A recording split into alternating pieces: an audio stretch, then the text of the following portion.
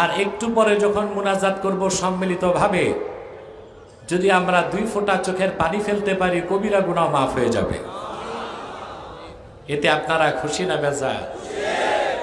বেজার শুধু শয়তান, আর শয়তানের চেলাচামুন্ডারা বেজার।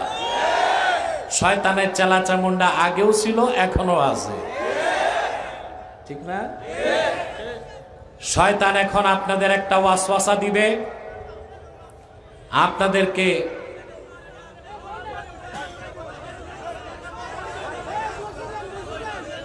এটা সরাও। শয়তান আপনাদেরকে ওয়াসওয়াসা দিবে যে আপনারা যেন মুনাজাতের আগে উঠে যান। আমরা ন্যাক নিয়ত করে শয়তানের নাপাক গালে একটা চপেটা ঘাত করতে চাই, রাজি আছেন? আমরা নিয়ত করছি কিছুক্ষণ পরে আজকের মুনাজাত করে গুনাহ মাফ করে নিষ্পাপ বেহেশতি আল্লাহ মঞ্জুর করুক। বলুন আল্লাহুম্মা আমিন। আমি মূল আলোচনায় প্রবেশ করছি, আমার সঙ্গে আপনারাও পড়ুন।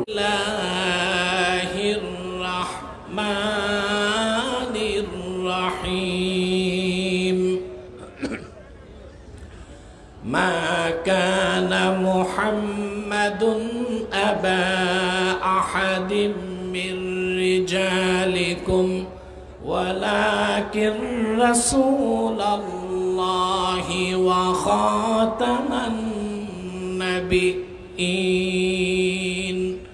ওয়া কানা আল্লাহু বিকুল্লি শাইইন আলীমা।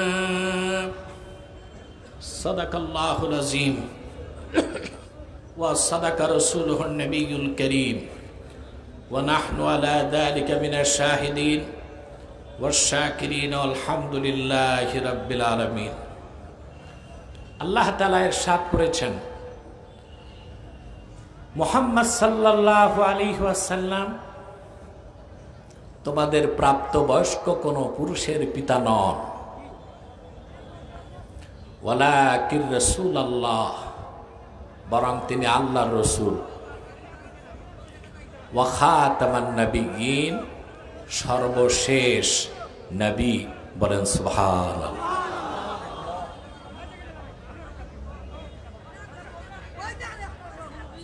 আপনারা বসে যান, ডান পাশে যারা ভাইরা বসেন, পিছনে প্যান্ডেলে কোনো জায়গা নাই, কানায় কানায় পূর্ণ হয়ে হাজার হাজার মানুষ দাঁড়িয়ে আছে।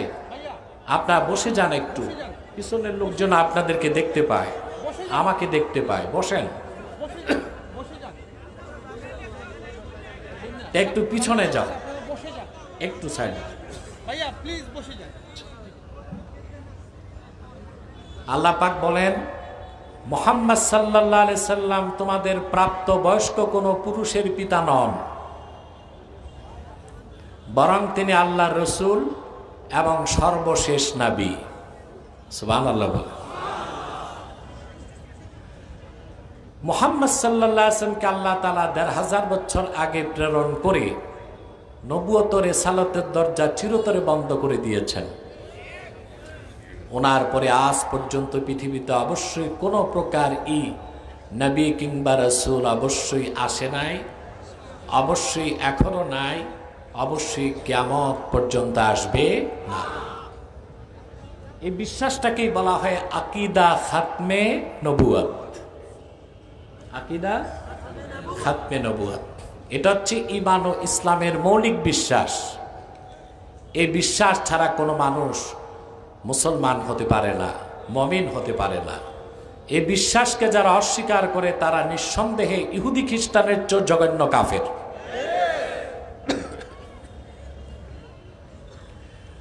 মুহাম্মদ সাল্লাল্লাহু আলাইহি ওয়াসাল্লাম আল্লাহর সর্বশেষ নবী, এই ঘোষণাটা শুধু কোরআন শরীফ করে নাই, বরং আদম থেকে ঈসা পর্যন্ত ১ লক্ষের উপর পয়গম্বর ঘোষণা করে গেছেন মুহাম্মদ সাল্লাল্লাহু আলাইহি ওয়াসাল্লাম আখিরি নবী। সুবহানাল্লাহ বলবেন। ৫টি বিষয়ে ১ লক্ষের উপর নবী রাসূল একমত ছিলেন। আমার কথাটা বুঝেন নাই? মাত্র ৫টি বিষয়ে আদম থেকে ঈসা ১ লক্ষের উপর নবী রাসূল একমত ছিলেন। সুবহানাল্লাহ। ইসলামের, ইমানের, কোরআনের মূল কথা ওই পাঁচটা। লাখের উপর পয়গম্বর প্রথম যে দাওয়াত দিয়েছেন, যে বিষয়ে তারা একমত ছিলেন, সেটা হচ্ছে আল্লাহর তাওহীদ, লা ইলাহা ইল্লাল্লাহ, আল্লাহ ছাড়া কোনো মাবুদ নাই। এই কথাটি প্রচার করেছেন 1 লক্ষের উপর নবী রাসূল। আল্লাহর তাওহীদের ঘোষণা লাখের উপর পয়গম্বর দিয়েছেন। সুবহানাল্লাহ। লক্ষাধিক নবী রাসূল দ্বিতীয় যে বিষয়টি প্রচার করেছেন, একমত ছিলেন, তা হচ্ছে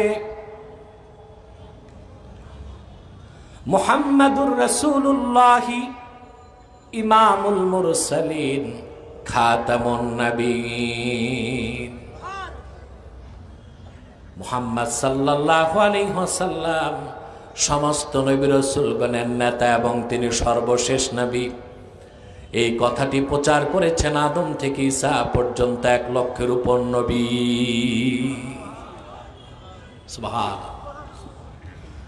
যত নবী এসেছেন আল্লাহর পক্ষ থেকে, এই কথাটির প্রচার তারা করে গেছেন। প্রত্যেক পয়গম্বর তার কওমের কাছে আল্লাহর একত্বের দাওয়াত দিয়েছেন, লা ইলাহা ইল্লাল্লাহ, আল্লাহ ছাড়া কোনো মাবুদ নাই।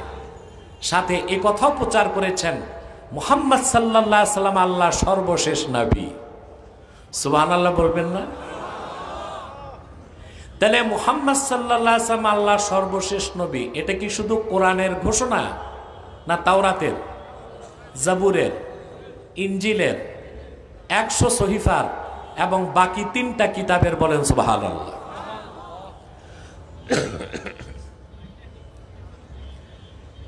এখন আপনাদের প্রশ্ন আসতে পারে, মুহাম্মদ সাল্লাল্লাহু আলাইহি ওয়াসাল্লাম আসলেন সবার পরে, ঠিক না?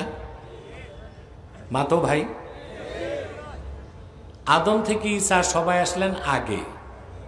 যারা আসলেন আগে তারা জানতেন কেমনে মুহাম্মদ সাল্লাল্লাহু আলাইহি ওয়াসাল্লাম আল্লাহর শেষ নবী? প্রশ্ন আসে কিনা? জবাব আল্লাহ দিয়ে দিচ্ছেন সূরা আল ইমরানে 80 নম্বর আয়াতে। সুবহানাল্লাহ বলে। 81 নম্বর আয়াত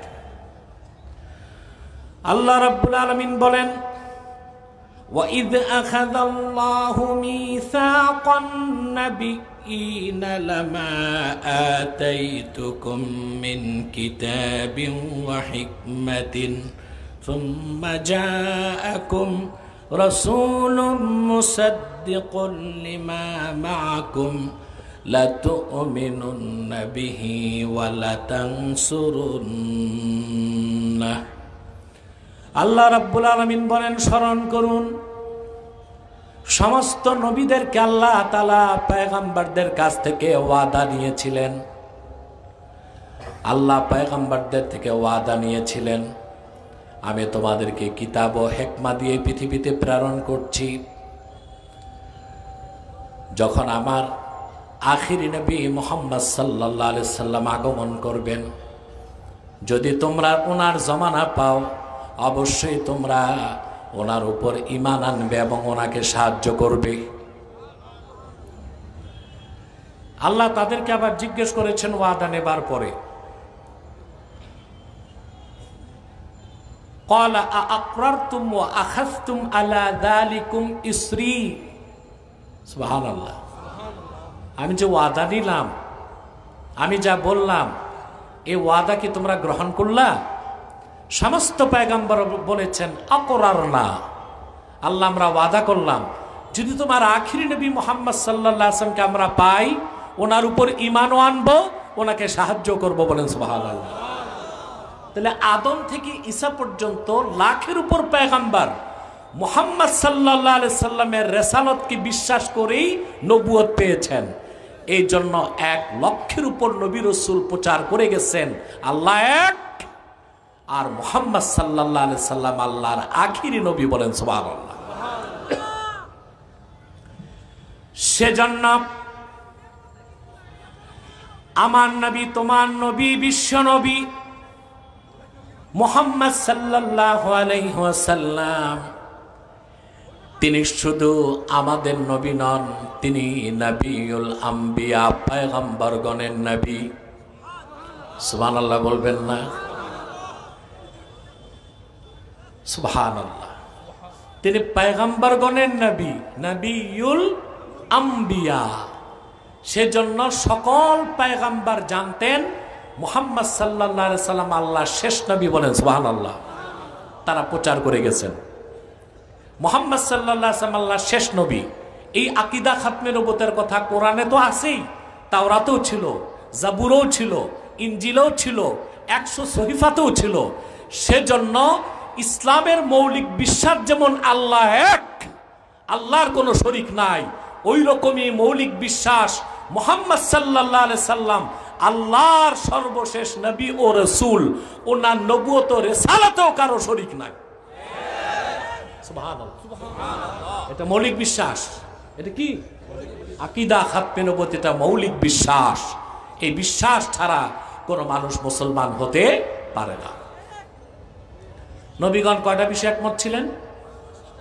কথা বলে না। তৃতীয় যে বিষয়ে নবীগণ একমত ছিলেন তা হচ্ছে ইবাদত লিল্লাহি ওয়াহদাহ। দাসত্ব হবে, গোলামি হবে একমাত্র আল্লাহর। আল্লাহর ইবাদতে কাউকে শরীক করা যাবে না। চতুর্থ যে বিষয়ে সমস্ত নবী রাসূলগণ একমত ছিলেন তা হচ্ছে আখিরাতের বিশ্বাস। পঞ্চম যে বিষয়ে সমস্ত নবী রাসূলগণ একমত ছিলেন তা হচ্ছে সালাত, নামাজ। এমন একজন নবী আসেন নাই যিনি নিজে নামাজ পড়েন নাই আর নামাজ পড়তে বলেন নাই। এই হচ্ছে 5টি মৌলিক বিষয়, যে বিষয়ে লাখের উপর পয়গম্বর একমত ছিলেন, আর যে 5টা বিষয়ে তারা দাওয়াত দিয়ে গেছেন। বলেন সুবহানাল্লাহ।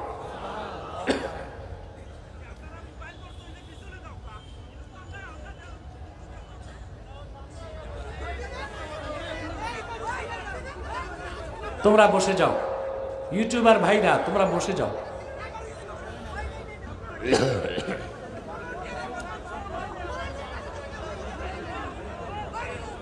ইউটিউবার ভাইরা বসে যাও। ইউটিউবার ছাড়া যারা আছো শ্রোতা, ডান পাশ থেকে সরে যাও, পিছে যাও।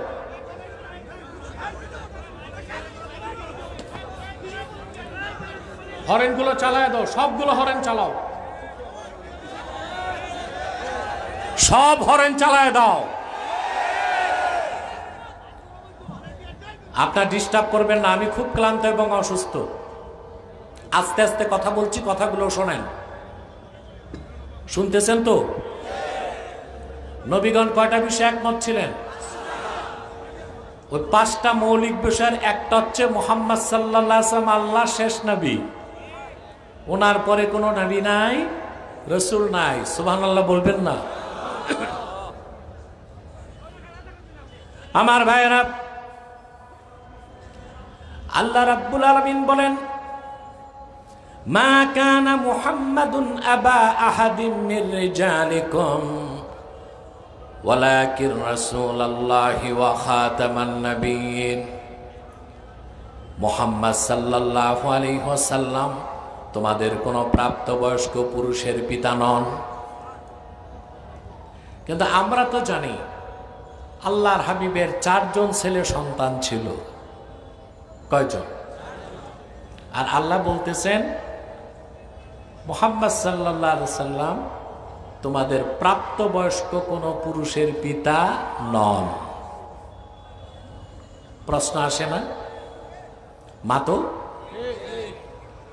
তার জবাব হচ্ছে আল্লাহর হাবিবের 4 জন ছেলে সন্তানের একজনকেও আল্লাহ পুরুষ হইতে দেন নাই। এর আগেই আল্লাহর রসুলের উপস্থিতিতেই 4 জন সন্তানকে আল্লাহ তুলে নিয়েছেন। প্রশ্ন হলো কেন? প্রশ্ন আসে না? মুহাম্মদ সাল্লাল্লাহু আলাইহি সাল্লামের একজন ছেলে সন্তানকে আল্লাহ জীবিত রাখেন নাই কেন? একটাই কারণ, বলবো? রাসূলুল্লাহর কলিজার টুকরা সন্তানগুলো যখন ইন্তেকাল করেছে, রাসূলুল্লাহ কি কষ্ট পান নাই? সাত আকাশ সাত জমিন আটো বেহেশত আল্লাহ যার খাতিরে বানাইলেন, ওনার একজন সন্তান আল্লাহ জীবিত রাখলেন না কেন? প্রশ্ন তো আসে। সুন্দর ব্যাখ্যা করেছেন আব্দুল্লাহ বিন আব্বাস রাদিয়াল্লাহু তাআলা আনহুমা। তিনি বলেন, মা কানা মুহাম্মাদুন আবা আহাদিম মির রিজালিকুম, মুহাম্মদ সাল্লাল্লাহু আলাইহি ওয়াসাল্লাম তোমাদের প্রাপ্তবয়স্ক কোন পুরুষের পিতা নন। এই কথা দিয়ে আল্লাহ বুঝাতে চেয়েছেন, লাউলাম আখতিম বি মুহাম্মাদিন সাল্লাল্লাহু আলাইহি ওয়াসাল্লাম আন-নবুওয়া লা জাআলতু লাহু ইবনান ইয়াকুনু বাদাহু নবী। যদি আমি মুহাম্মদ সাল্লাল্লাহু আলাইহি ওয়াসাল্লামকে প্রেরণ করে নবুয়ত রিসালাতের দরজা বন্ধ করার সিদ্ধান্ত না নিতাম, আমি অবশ্যই মুহাম্মদ সাল্লাল্লাহু আলাইহি ওয়াসাল্লামের একজন ছেলে সন্তানকে জীবিত রাখতাম, যাকে আমি মুহাম্মদ সাল্লাল্লাহু আলাইহি সাল্লামের পরে নবী বানায় দিতাম। যেহেতু আমি আল্লাহ সিদ্ধান্ত, আদম সৃষ্টির আগে আমি সিদ্ধান্ত নিয়েছি মুহাম্মদ সাল্লাল্লাহু আলাইহি ওয়াসাল্লাম আমার শেষ নবী, ওনার পরে কোনো নবী নাই, কোনো রসুল নাই, সেজন্য আমি আমার নবীর একজন ছেলে সন্তানকেও জীবিত রাখলাম না, শুধু এই কথার প্রমাণ দেবার জন্য মুহাম্মদ সাল্লাল্লাহু আলাইহি সাল্লাম আমার আখিরি নবী। এই কথার প্রমাণ দেবার জন্যে আমি মুহাম্মদ সাল্লাল্লাহু আলাইহি সাল্লামের জীবন, আমি মুহাম্মদ সাল্লাল্লাহু আলাইহি সাল্লামের উপস্থিতিতেই ওনার কলিজার টুকরা 4 জন সন্তানকে তুলে নিয়েছি। সুবহানাল্লাহ কইবার মুসলমান। এরপর আল্লাহ স্পষ্ট করে দিলেন মুহাম্মদ সাল্লাল্লাহু আলাইহি সাল্লাম আল্লাহর শেষ নবী। এই সিদ্ধান্ত আল্লাহ নিয়েছেন আদম সৃষ্টির আগে। আমাদের অনেক স্কলার বা স্কলার নামধারী স্ক্রু ড্রাইভার আছে, বক্তার প্রবক্তার তো অভাব নাই, এরা আমাদেরকে বিভ্রান্ত করে। মাইকম্যান, ডান পাশে একটা আওয়াজ বিল্ডিং এ লেগে কানে আসে, ওটা কমায় দাও না, আওয়াজটা কম হোক, ক্লিন হোক, বুঝা যাচ্ছে? মনোযোগ আছে? ঘুমান না তো কেউ? দেখবো কে কে ঘুমান, হাত উঠান। সেজন্য আমি বলি, হুজুগে বাঙালি না, না বুঝে বাঙালি। সম্মানিত সুধী, কিছু স্কলার বলে যে আল্লাহর হাবিব মুহাম্মদ সাল্লাল্লাহু আলাইহি সাল্লাম 40 বছর বয়সে নবুয়ত পেয়েছেন, এর আগে ওনার কোনো কাজ আমাদের আদর্শ না।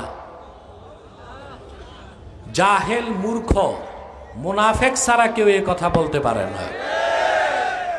পারে? আরে জাহেল, তোমরা বুঝো না, মুহাম্মদ সাল্লাল্লাহু আলাইহি সাল্লাম আল্লাহর আখিরি নবী, শেষ নবী। এই ঘোষণাটা আল্লাহ দিয়েছেন তখন আদমের যখন কোনো অস্তিত্ব ছিল না। সুনান তিরমিজির হাদিস, এক ব্যক্তি রাসূলুল্লাহকে প্রশ্ন করলেন, মাতা কুনতা নবিয়া, আপনি কখন থেকে নবী? সুবহানাল্লাহ। এ ব্যাপারে কিছু রওয়ায়াত আছে মওযু, এটা বাদ দিলাম, সহিটা বলি। হ্যাঁ, আল্লাহর হাবিব বলেছেন,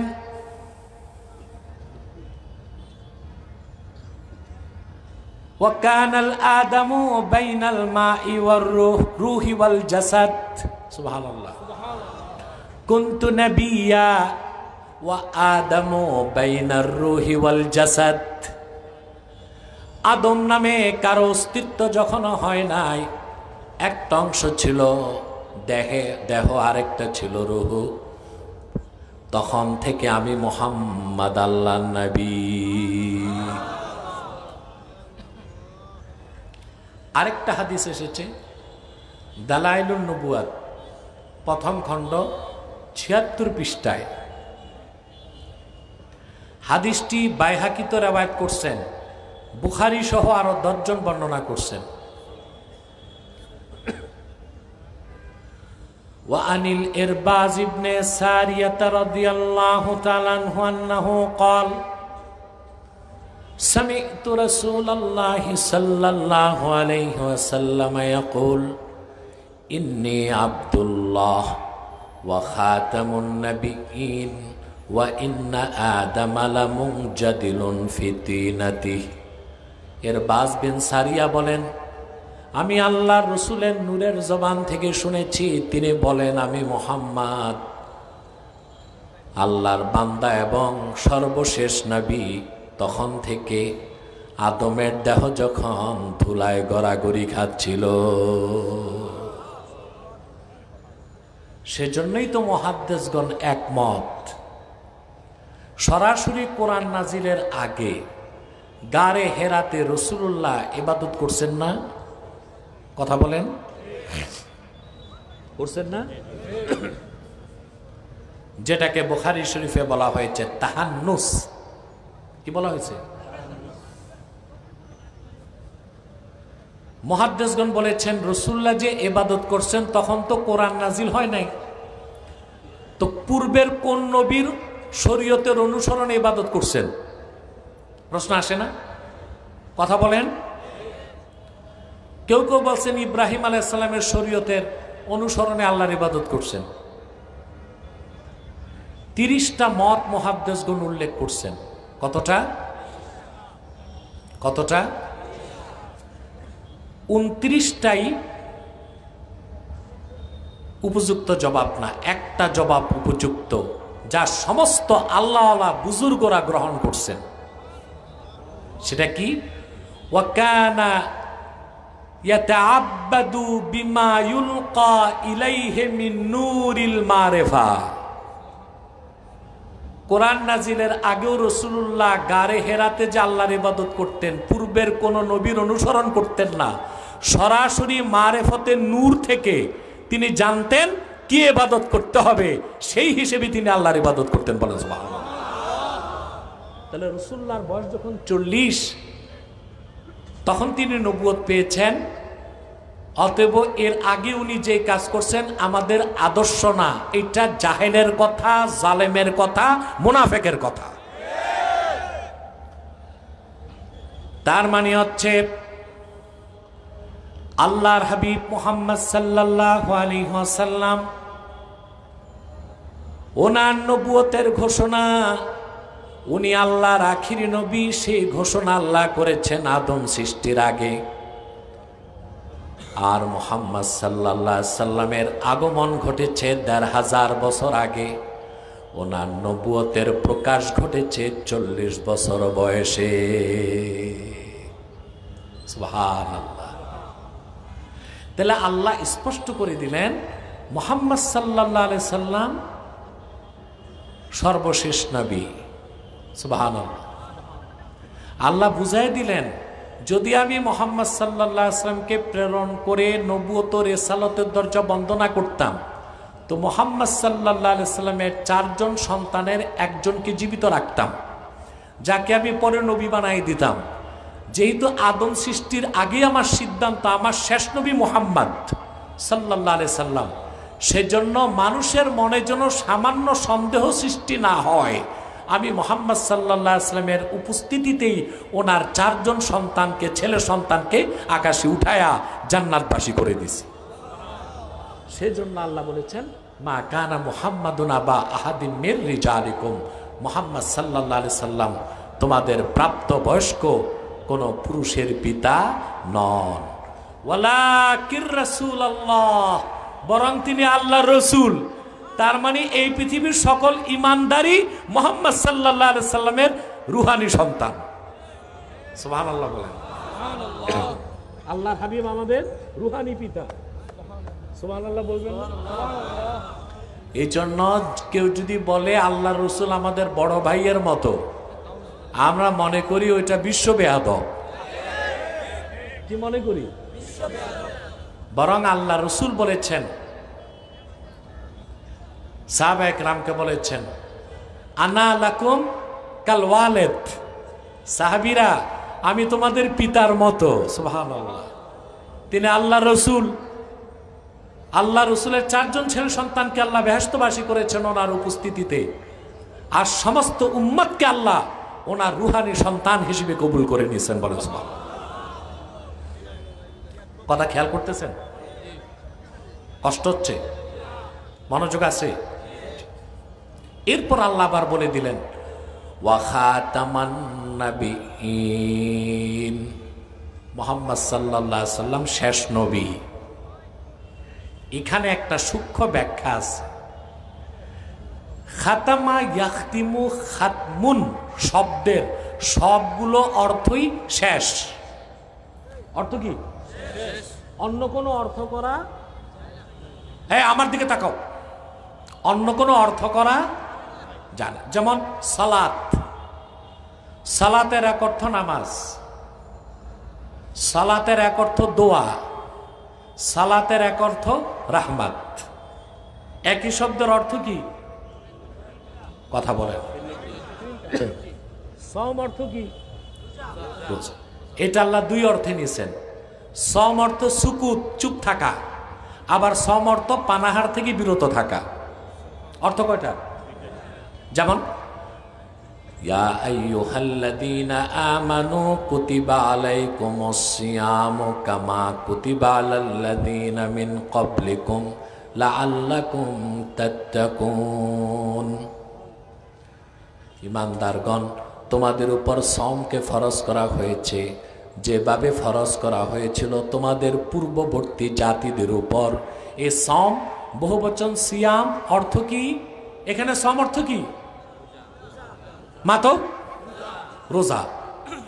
এটা হচ্ছে ইমসাক অর্থে, ইমসাকুল বাতন আনিল আকলি ওয়া শুরবি ওয়াল ফারজ আনিশ শাহওয়াত ক্বাবলা তুলু ইশ-শামসি ইলা গুরুবিহা। সূর্য পশ্চিম দিগন্তে উদিত হবার আগ থেকে সূর্য ডুবার আগ পর্যন্ত সারাদিন পানাহার থেকে বিরত থাকা, যৌন কাজ থেকে বিরত রাখার নাম সওম। রোজা। কথা বলে না। এই একই শব্দের আল্লাহ তাআলা আরেক জায়গায় অন্য অর্থ নিছেন। যেমন মারিয়াম, মারিয়ামের স্বামী ছিল?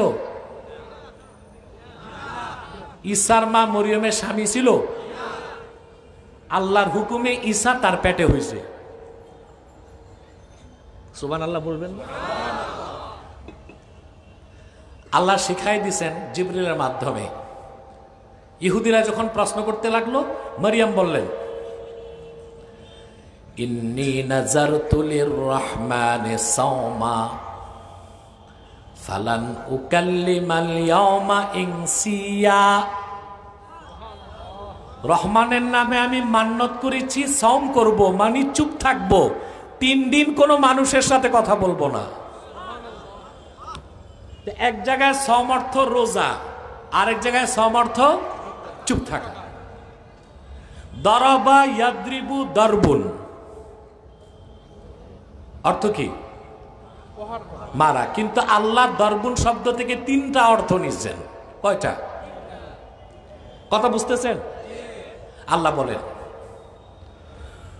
ওয়া আখারুনা ইয়াদরিবুনা ফিল আরদি ইয়াবতাগুনা মিন ফাদলিল্লাহ। মুহাম্মদ সাল্লাল্লাহু আলাইহি সাল্লামের সাহাবীগণের মধ্যে এমন কিছু মানুষ আছে যারা জমিনে চলাফেরা করে আল্লাহ প্রদত্ত রিজিক অন্বেষণ করার জন্য। এখানে আল্লাহ দরাবা ইয়াদ্রিবু থেকে ইয়াদ্রিবুন অর্থ নিয়েছেন হাঁটাহাঁটি করা। কি অর্থ? আরেক জায়গায় আল্লাহ বলেন ওয়া তিলকাল আমসালু নাদরিবুহা লিন্নাস। এসব হচ্ছে এক্সাম্পল, উদাহরণ আমি মানুষের জন্য উপস্থাপন করি। একই শব্দ, অর্থ কি? কথা বলেন। আরেক জায়গায় আল্লাহ বলেন, মুসাকে বলছেন ফাদরিব বি আসাকাল হাজার, মুসা তুই লাঠি দিয়া পাথরে মার। দরবা ইয়াদ্রিবু দারবুন থেকে আল্লাহ 3টা অর্থ নিয়েছেন, হাঁটাহাঁটি, উদাহরণ দেওয়া, মারা। কথা বলেন। কিন্তু আল্লাহ তার হাবিবের খাতমে নবুয়তের কথা বলতে যে শব্দটা নিলেন ওয়া খাতামান নবীন, এই খাতামা ইয়াখতিমু খাতমুনের যত অর্থ সব অর্থ শেষ। সুবহানাল্লাহ বলেন। যেন মানুষের মনে কোনো সন্দেহের অবকাশও না থাকে। সুবহানাল্লাহ কইবেন না? যেমন সূরা বাকারা শুরুতে আল্লাহ বলেন ইন্নাল্লাযীনা কাফারু সাওয়াউন আলাইহিম আআনযারতাহুম আম লাম তুনযিরহুম লা ইউমিনুন। বলছেন না আল্লাহ মুহাম্মদ সাল্লাল্লাহু আলাইহি ওয়াসাল্লাম, যারা কুফর করেছে কাফের, তাদেরকে আপনি সতর্ক করুন কিংবা না করুন, কখনোই তারা ঈমান আনবে না। কেন আনবে না আল্লাহ বলে দিচ্ছেন, খাতামাল্লাহু আলা কুলুবিহিম ওয়া আলা সামইহিম ওয়া আলা আবসারিহিম গিশাওয়া ওয়া লাহুম আযাবুন আযীম। কারণ আল্লাহ ওই কাফেরদের অন্তরে সিল মেরে দিয়েছেন। কি মারছেন? এখানে খাতামা শব্দের অর্থ কি? সিল মেরে দিয়েছেন। সুবহানাল্লাহ। তাদের অন্তরসমূহে আল্লাহ সিল মেরে দিয়েছেন, তাদের কর্ণসমূহে সিল মেরে দিয়েছেন। ওয়া আলা আবসারহিম গিশাওয়া, তাদের চোখের সামনে পর্দা টেনে দিয়েছেন। তারা হেদায়েত কোনোদিন পাবে না, মুসলমান হবে না। তানওয়ীরুল মিকবাস বিন তাফসীর ইবনে আব্বাসে এসেছে, আবু জেহেল, আবু লাহাব সহ 25 জন কাফেরের ব্যাপারে আল্লাহ এটা বলেছেন। এই 25 জন কাফেরের একজনও মুসলমান হইতে পারে নাই। কারণ কি মেরে দেওয়া হয়েছে? এবার আসেন, এই সিল মারার অর্থ শেষ।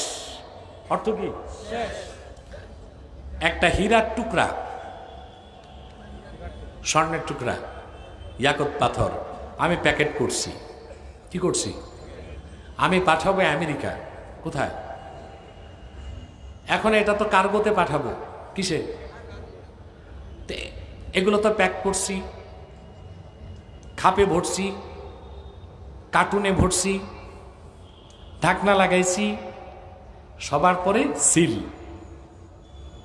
কি সিল মারলাম মানে শেষ করলাম। কার্টুন থেকে কিছু আর বের হবে না, কার্টুনে কিছু ঢুকতেও পারবে না। খাতামান নবীন, ওখানে খাতামা ইয়াখতিমু খাতমুন থেকে সিল অর্থ নিলেও আল্লাহর হাবিব মুহাম্মদ সাল্লাল্লাহু আলাইহি সাল্লাম শেষ নবী, এর বাইরে কোনো ব্যাখ্যা করা যায় না। তার মানে আল্লাহ মুহাম্মদ সাল্লাল্লাহু আলাইহি সাল্লামকে প্রেরণ করে ১৫০০ বছর আগে নবুয়তের রিসালাতের দরজায় সিল মেরে দিয়েছেন। নতুন করে কেউ আর নবী হবে না, আর যারা নবী হয়েছে তারা নবী থেকে বাদ যাবে না। সুবহানাল্লাহ। তো খাতমুন, খাতামা ইয়াখতিমু, খাতমুন থেকে যত অর্থ নেওয়া হয়, অর্থ কি? জোরে বলতে হবে। কিন্তু প্রথম কথা, যে যত অর্থ নেন, খাতামা ইয়াখতিমু খাতমুন থেকে অর্থ কি? শেষ। কিন্তু সূরা আহজাবের 40 নম্বর আয়াতে খাতামান নবীনের অন্য কোনো অর্থই নেওয়া যাবে না। একটাই অর্থ, খাতামান নবীন মানে মুহাম্মদ সাল্লাল্লাহু আলাইহি ওয়াসাল্লাম শেষ নবী। কারণ ওই আয়াতের তাফসীরটা আল্লাহর হাবিব নিজেই করে দিয়েছেন। আহারে, এই হাজার হাজার মানুষ সুবহানাল্লাহর আওয়াজ নাই। এটা তো সুপুরুষের মতো হইল না, কাপুরুষের মতো হইল। সুপুরুষের কণ্ঠে বলো সুবহানাল্লাহ।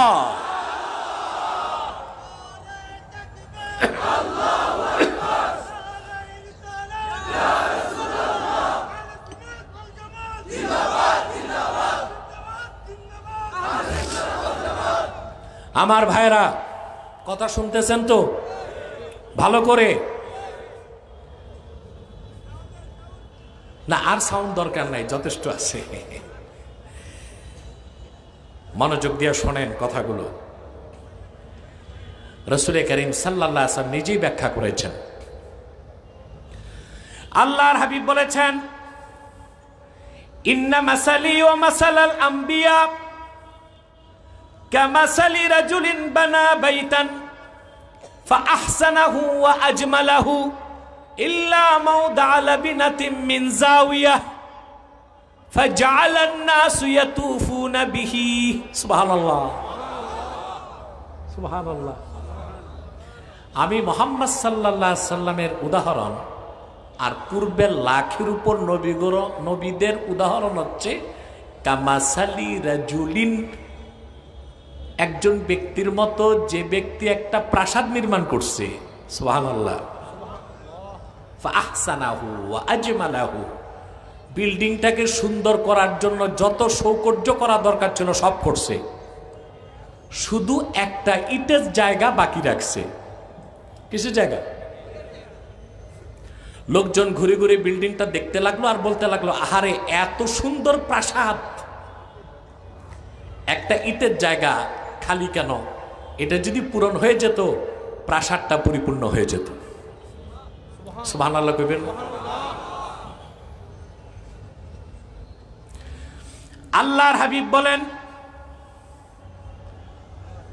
আল্লাহ রাব্বুল আলামিন আদম থেকে ঈসা পর্যন্ত লাখের উপর নবী রাসূল দিয়া নবুয়তের ইমারত তৈরি করেছেন। নবুয়তের ইমারতে একটা ইট বাকি ছিল, ফাআনাল লাবিনা ফাআনা খাতামুন নবীন, আমি মুহাম্মদ সাল্লাল্লাহু আলাইহি ওয়াসাল্লাম সেই নবুয়তের ইমারতের শেষ ইট। আমাকে আল্লাহ প্রেরণ করে নবুয়তের ইমারতকে পরিপূর্ণ করে দিয়েছেন। আমি মুহাম্মদ আল্লাহ শেষ নবী, আমার পরে কোনো নবী নাই, কোনো রাসূল নাই। রাসূলুল্লাহ নিজেই তো তাফসীর করে দিয়েছেন, ঠিক না? অতএব আহলুস সুন্নাল জামাতের না শুধু বাতিল ফেরকা যারা আছে ওদেরও বিশ্বাস এটাই, মুহাম্মদ সাল্লাল্লাহু আলাইহি সাল্লাম আল্লাহর সর্বশেষ নবী ও রাসূল। ওনাকে প্রেরণ করে নবুয়ত ও রিসালাতের দরজা আল্লাহ ১৫০০ বছর আগে বন্ধ করে দিয়েছেন। ওনার পরে আজ তো কোনো প্রকারই নবী আসে নাই, রাসূল আসে নাই, কিয়ামত পর্যন্ত আসবে না। কিয়ামতের আগে দাজ্জালকে হত্যা করতে ঈসা নামবে। কে নামবে? ঈসা। তবে তবে তবে নবী পরিচয় থাকবে না, উম্মতে মুহাম্মদী পরিচয়ে আসবেন তিনি। এর মানে আমরা বলতেছি না যে নবীর খাতার থেকে তার নাম কেটে দেওয়া হবে, এটা বলা হচ্ছে না, বরং তিনি বনি ইসরাইলের নবী ওই পরিচয় থাকবে, কিন্তু দাজ্জালকে হত্যা করতে তিনি যখন আকাশ থেকে নামবেন তখন তার পরিচয় হবে মুহাম্মদ সাল্লাল্লাহু আলাইহি ওয়াসাল্লামের উম্মত। বলেন সুবহানাল্লাহ। আমার দেশের অনেক মৌলভী সাহেব প্যাচ লাগায় দেয়। কি লাগায় দেয়? হানাফি মাযহাবের শ্রেষ্ঠ আকীদার কিতাব শারহু ফিকহিল আকবর, দারুন নাফায়েস, লেবানন, বৈরুতের ছাপ। যতটুকু আমার মনে পড়ে ১২৯ পৃষ্ঠায় আছে। দামেস্ক যখন ইমাম মাহদির আত্মপ্রকাশ ঘটবে, সিরিয়াতে। কোথায়? সিরিয়াতে এখন সুন্নিদের হাতে, ঠিক না? তো অনেক মাওলানা শুরু করে দিছে যে মনে হচ্ছে কাল পরশু ইমাম মাহদি বের হয়ে যাবে। এগুলো হচ্ছে ভিডিও ভাইরাল করার ধান্দা।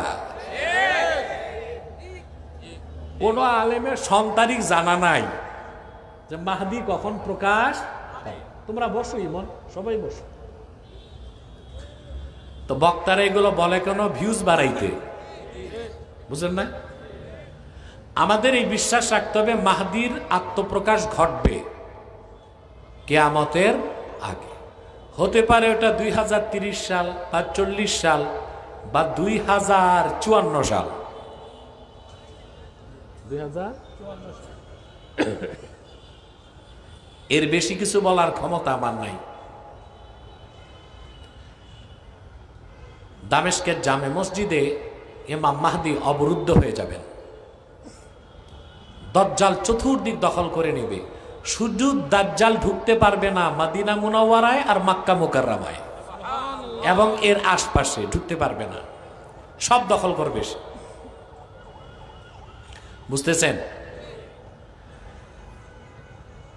আসর নামাজের সময় ইমাম মাহদি অপেক্ষায় থাকবেন, আজান হয়ে যাবে, একামত হয়ে যাবে, লোকজন বলবে হুজুর নামাজ পড়ান। ইমাম মাহদি বলবেন আমার কাছে সংবাদ পৌঁছেছে আমার ভাই ঈসা আকাশ থেকে নেমেছেন। লোকজন দৌড়ায় বাইরে বের হবে, দামেস্কের জামে মসজিদের পূর্ব পাশের মিনারা দিয়ে হযরত ঈসা আকাশ থেকে নামবে। আকাশ থেকে দুইজন ফেরেশতার কাঁধে ভর দিয়ে নামবেন। এটা আল হাবিলিল ফাতাওয়া ইমাম সুয়ুতি উল্লেখ করছেন। নামায় দেওয়া হবে দামেস্কের জামে মসজিদের ছাদে, পূর্ব পাশের মিনারা দিয়ে তিনি নেমে আসবেন। আসর নামাজের আজানও শেষ, একামত ভিতরে কে থাকবেন? মাতো ঢুকবেন কে? পরিষ্কার আকীদার কিতাবে লেখা আছে ফায়ুশিরুল মাহদি ইলা ঈসা ইবনে মারইয়াম বিত্তাকাদ্দুম। হযরত ইমাম মাহদি ইশারা করে হযরত ঈসাকে বলবেন আপনি নামাজ পড়ান। হযরত ঈসা নামাজ পড়াবেন না, মাহদিকে বলবেন আপনি পড়ান, আমি পিছনে ইক্তেদা করব। সুবহানাল্লাহ। কেন? মোল্লা আলী কারি জবাব দিছেন ফায়াক্তাদি বিহি লিয়াজহারা মুতাবিআতা নবিয়িনা মুহাম্মদ সাল্লাল্লাহু আলাইহি ওয়াসাল্লাম। ঈসা ইমামতি করবেন না, তিনি মাহদির পিছে নামাজ পড়বেন। এই কথার প্রমাণ দিতে যে আমি বনি ইসরায়েলের নবী ঈসা নবী হিসেবে আসি নাই, মুহাম্মদ সাল্লাল্লাহু আলাইহি সাল্লামের উম্মত হিসেবে এসেছি।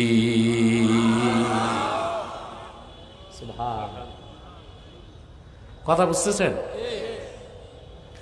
অতএব স্পষ্ট আকীদা বিশ্বাস রাখবেন মুহাম্মদ সাল্লাল্লাহু আলাইহি ওয়াসাল্লামকে ১৫০০ বছর আগে আল্লাহ প্রেরণ করে নবুয়তের রিসালাতের দরজা চিরতরে বন্ধ করে দিয়েছেন।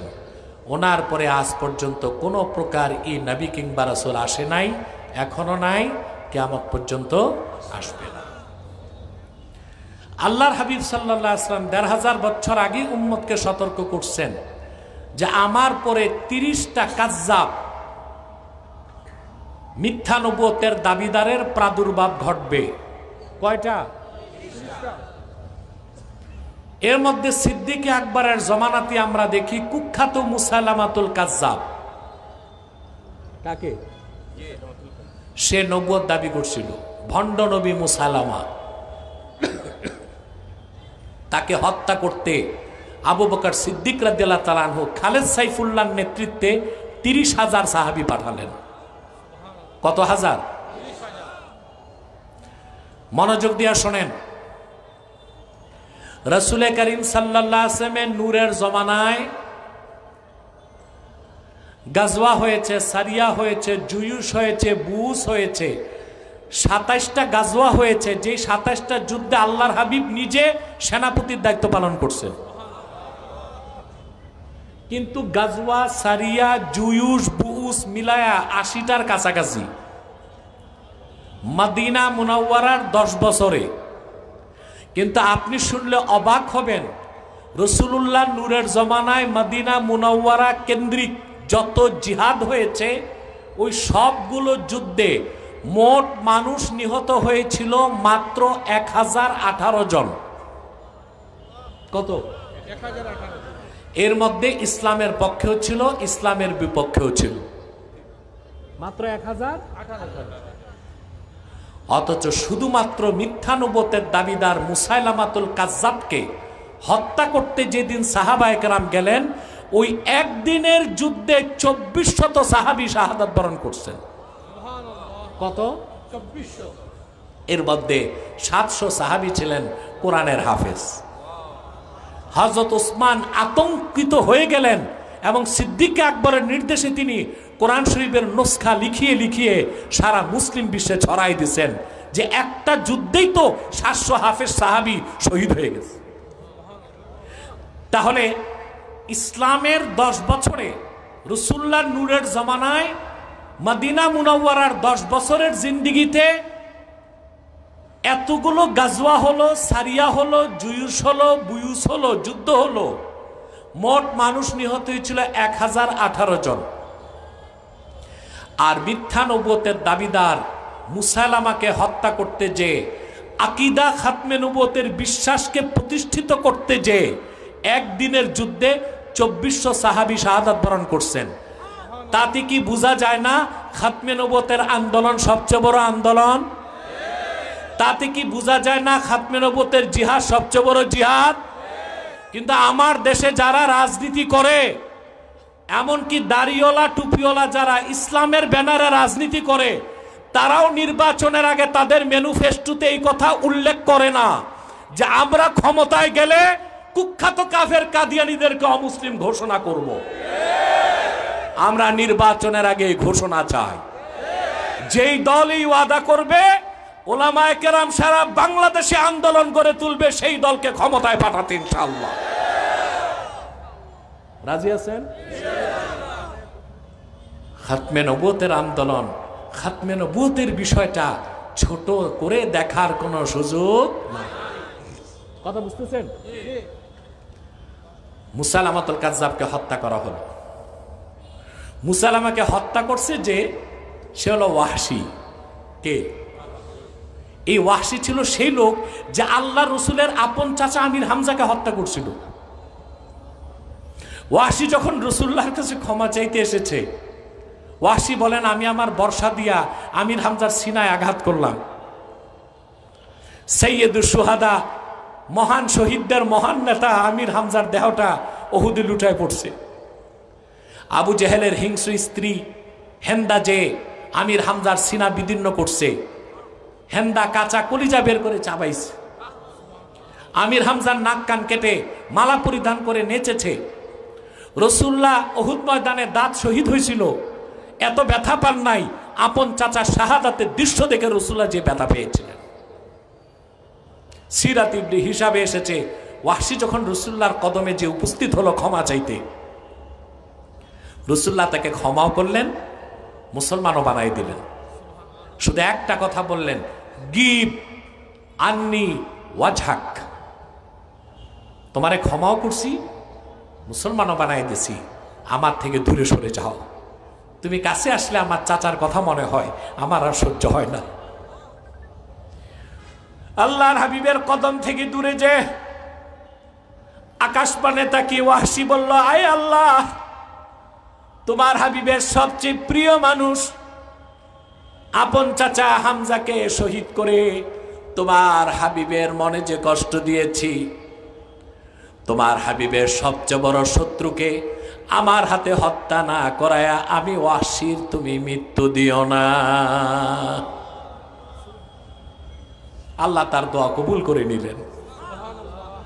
মিথ্যা নবুয়তের দাবিদার মুসাইলামাকে হত্যা করতে যখন খালেদ সাইফুল্লাহ বাহিনী নিয়ে গেলেন, ওয়াহশী গেছেন, অপেক্ষায় আছেন যে আমার দোয়া তো কবুল হয়েছে মনে হয়। আজ আল্লাহর হাবিবের আর আল্লাহর সবচেয়ে বড় শত্রু মিথ্যা নবুয়তের দাবিদার মুসাইলামার হত্যাটা আমার হাতেই হবে। তিনি বলেন, আমি দেখি সামনে মিথ্যা নবুয়তের দাবিদার মুসাইলামা দাঁড়ায় আছে, বর্ষাটা হাতে নিলাম, আপাত মস্তক শক্তি হাতের মধ্যে পুঞ্জীভূত করে মিথ্যা নবুয়তের দাবিদার মুসাইলামার সিনায় গেঁথে দিলাম। এক মুহূর্তেই কাজ্জাব জাহান্নামের কীট মুসাইলামা জাহান্নামে চলে গেছে। যুগে যুগে যখনই মিথ্যা নবুয়তের দাবিদারদের আবির্ভাব ঘটেছে, উম্মতের মুসলমান হরতাল করে নাই, পিকেটিং করে নাই, মিছিল করে নাই, তরবারি দিয়া ফায়সালা করছে। ঠিক কিনা? কি দিয়া ফায়সালা করছেন? আমার ভাইয়েরা, আমার বন্ধুরা, আমার আল্লাহ নূর নবীজি আমার মুহাম্মদ সাল্লাল্লাহু আলাইহি ওয়াসাল্লামের ইসলাম ও কোরআনের হাজার হাজার হাজার বছর পরে ইংরেজ আমলে এক শয়তান নিজকে নবী দাবি করছে। ভারতের কুখ্যাত, পাঞ্জাবের কুখ্যাত, গুরুদাসপুরের কুখ্যাত কাদিয়ানে এক শয়তান ইংরেজদের পা চাটা গোলাম মিথ্যা নবুয়ত দাবি করছে। ওই শয়তানটার নাম রেখেছিল তার বাপ মির্জা গোলাম আহমদ কাদিয়ানি। সাবধান, তাকে গোলাম আহমদ বলা যাবে না, কারণ গোলাম আহমদ অর্থ আহমদ এর গোলাম।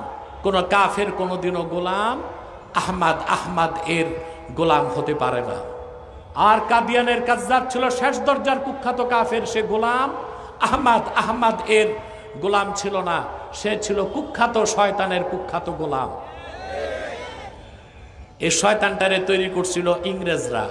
কারা? কুখ্যাত কাফের কাদিয়ানি, কাদিয়ানের কাজ্জাব। সে প্রচার করলো যে 1857 সালে কোরআন শরীফ বাজেয়াপ্ত হয়ে গেছে। নাউজুবিল্লাহ বলবেন না? সে বলতো ইংরেজদের বিরোধিতা করা কুফরি, যারা ইংরেজদের বিরোধিতা করে তারা জারর সন্তান। তার মতে শূকরের গোশত হালাল। সমস্ত ওলামায়ে কেরাম তার বিরুদ্ধে কাফের ফতোয়া দিয়েছে। কাদিয়ানের কাজ্জাব, মিথ্যা নবুয়তের দাবিদার মির্জা গোলাম শয়তান কাদিয়ানের উপর গজব এসেছে 1908 সালে। যখন গজব এসেছে, কাদিয়ানের কাজ্জাব, মিথ্যা নবুয়তের দাবিদার মির্জা গোলাম শয়তান কাদিয়ানি 1908 সালে ধ্বংস হয়ে কুখ্যাত জাহান্নামের কুখ্যাত কুকুরে পরিণত হয়েছে। তার অনুসারীরাও ধ্বংস হয়েছে। বর্তমানে কিছু কাদিয়ানি বাংলাদেশে আছে। ইতিমধ্যেই তারা 100 সেন্টার করে ফেলেছে। কত? আমার বলতে লজ্জা হচ্ছে, আপনাদের সিলেট সোভানীঘাট এলাকাতেও তারা একটা আস্তানা করে ফেলেছে। সুনামগঞ্জের দিরাইতে করেছে, সিলেটের বিভিন্ন জায়গায় করছে। কিন্তু সোভানীঘাটে কিভাবে কুখ্যাত কাদিয়ানিরা আস্তানা করলো, এত আলেম ওলামা সিলেট শহরে, এটা আমার বুঝে আসে না। এবং আমাদের কাছে তথ্য পৌঁছেছে সোভানীঘাট এলাকায় তারা আবার জায়গাও কিনছে আস্তানা করতে। সিলেটের মুসলমান তাহরিক আপনাদেরকে নেতৃত্ব দিবে, মজবুত হোক। সিলেটের মাটিতে কাদিয়ানীদের কোনো আস্তানা রাখা যাবে না। 100 আস্তানা করছে। নাম পরিবর্তন করে করে তারা মিথ্যা পরিচয় দেয়। কখনো নিজেদের পরিচয় দেয় আহমদী জামাত, কখনো বলে আহমদিয়া জামাত, কখনো বলে আহমদী সম্প্রদায়, কখনো বলে আহমদিয়া সম্প্রদায়, কখনো বলে আহমদী মুসলিম জামাত, কখনো বলে আহমদিয়া মুসলিম জামাত। সাবধান, যত কাদিয়ানি ছিল আছে থাকবে, তারা কেউ আহমদী জামাত নয়, আহমদিয়া জামাত নয়, আহমদী সম্প্রদায় নয়, আহমদিয়া সম্প্রদায় নয়, আহমদী মুসলিম জামাত নয়, আহমদিয়া মুসলিম জামাত নয়, শয়তানি জামাত, কুখ্যাত জাহান্নামের কুখ্যাত কুকুরের দল। আমাদের সকল দলের মতের একটাই দাবি, কি জনপুর, কি ফুরফুরা, কি ফুলতুলি, কি বদরপুর, কি কওমি, কি আলিয়া, কি হেফাজত, কি জমিয়ত, কি মজলিস, কি বিএনপি, কি জামাত, সকল মাসলাকের সকল রাজনৈতিক দলের মুসলমানদের একটাই দাবি, অনতিবিলম্বে স্বাধীন বাংলায় শয়তান কাদিয়ানীদেরকে রাষ্ট্রীয়ভাবে অমুসলিম ঘোষণা করতেই হবে, করতেই হবে, করতেই হবে। এই দাবি আদায়ে যদি তাহরিকে খাতমে নবুয়ত বাংলাদেশ জান ও মাল দেবার ডাক দেয়, কারা কারা প্রস্তুত আছেন হাত তুলে দেখা।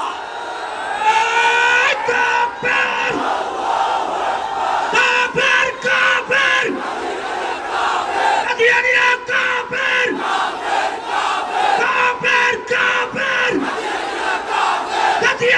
কাফের।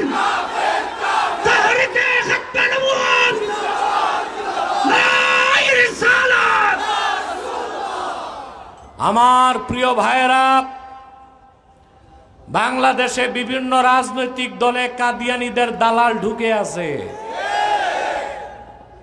কাদিয়ানীদের বিরুদ্ধে কথা বললেই দালালরা হইচই করে।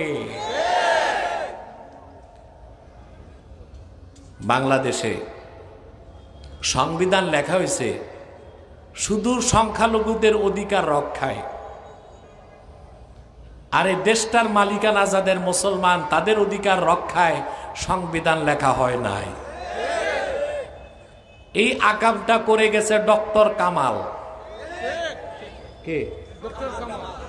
ও তো জন্মসূত্রেই ছিল মাদারজাত নাস্তিক। এ সংবিধানে আকামটাও করে গেছে। এখন কথা হচ্ছে রিকনস্ট্রাকশন অফ কনস্টিটিউশন, সংবিধান বদলাবে, বদলাও, কিন্তু ইসলাম ও মুসলমানের স্বার্থের সাথে সাংঘর্ষিক একটা কনসেপ্ট, অনুচ্ছেদ সংবিধানে থাকতে পারবে না। তোমাদের গণতন্ত্র, তোমাদের ধর্মনিরপেক্ষতা কি এটাই শিখায় যে সংখ্যালঘুদের অধিকার রক্ষা করবা? অপরদিকে কাদিয়ানীরা কাফের, কিন্তু নিজেদেরকে তারা মুসলিম দাবি করে আমাদের অধিকারকে ক্ষুণ্ণ করতেছে। কাফেরদের উপাসনালয় মসজিদ হতে পারে না, তারা তাদের উপাসনালয়কে মসজিদ বলে আমাদের অধিকারকে ক্ষুণ্ণ করছে। তোমরা সংখ্যালঘুদের অধিকার রক্ষার কথা বলো, কাদিয়ানীদের অধিকার রক্ষার কথা বলো, মুসলমানদের অধিকার ক্ষুণ্ণ করে এই ধান্দাবাজি চলবে না বাংলাদেশে। হিন্দুরা আছে অমুসলিম পরিচয়, হিন্দুদের বিরুদ্ধে আমরা মিছিল করি। খ্রিস্টানরা আছে অমুসলিম পরিচয়, থাকতেই পারে, একটা দেশে হিন্দু থাকবে না, কিন্তু অমুসলিম পরিচয় আছে। খ্রিস্টানরা আছে অমুসলিম পরিচয়, কাদিয়ানীরা তো তাদের চেয়েও বড় কাফের, তাদেরকেও থাকতে হবে অমুসলিম পরিচয়, মুসলিম পরিচয় দিতে পারবে না। হিন্দুদের উপাসনালয় মন্দির মসজিদ হতে পারে না, খ্রিস্টানদের উপাসনালয় গির্জা মসজিদ হতে পারে না, বৌদ্ধদের উপাসনালয় প্যাগোডা মসজিদ হতে পারে না, কাদিয়ানীদের উপাসনালয়ও মসজিদ হতে পারে না, ওইটাও একটা শয়তানি আস্তানা।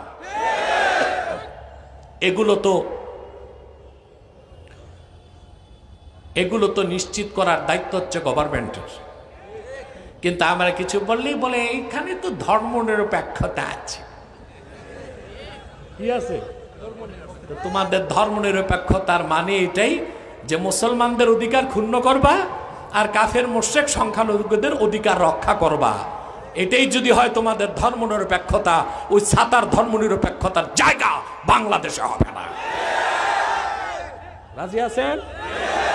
এক আছেন?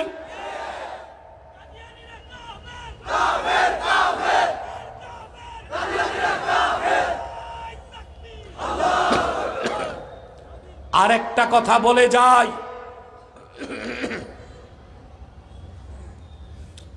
কথা বলে যাই, যারা ইসলামী রাজনীতির ব্যানারে রাজনীতি করছেন কান পেতে শুনে রাখেন, খোদার কসম,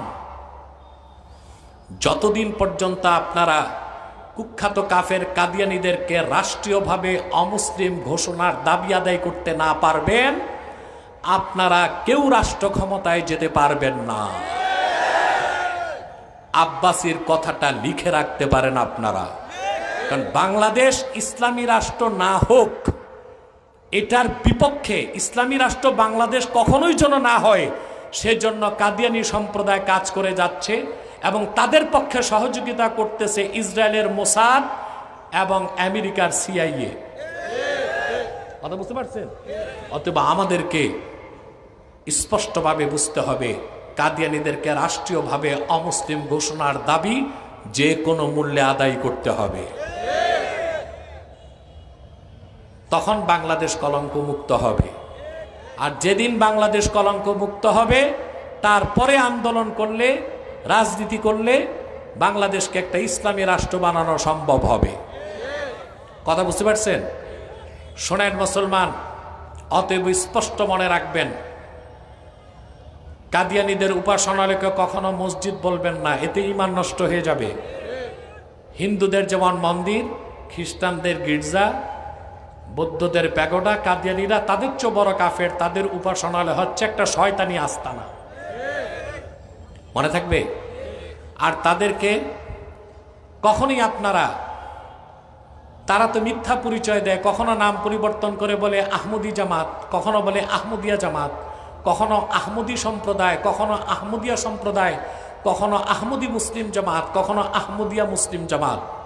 সাবধান, যত কাদিয়ানি ছিল আছে থাকবে, তারা কেউ আহমদি জামাত নয়, আহমদিয়া জামাত নয়, আহমদি সম্প্রদায় নয়, আহমদিয়া সম্প্রদায় নয়, আহমদি মুসলিম জামাত নয়, আহমদিয়া মুসলিম জামাত নয়, তারা শয়তানি জামাত, কুখ্যাত জাহান্নামের কুখ্যাত কুকুরের দল।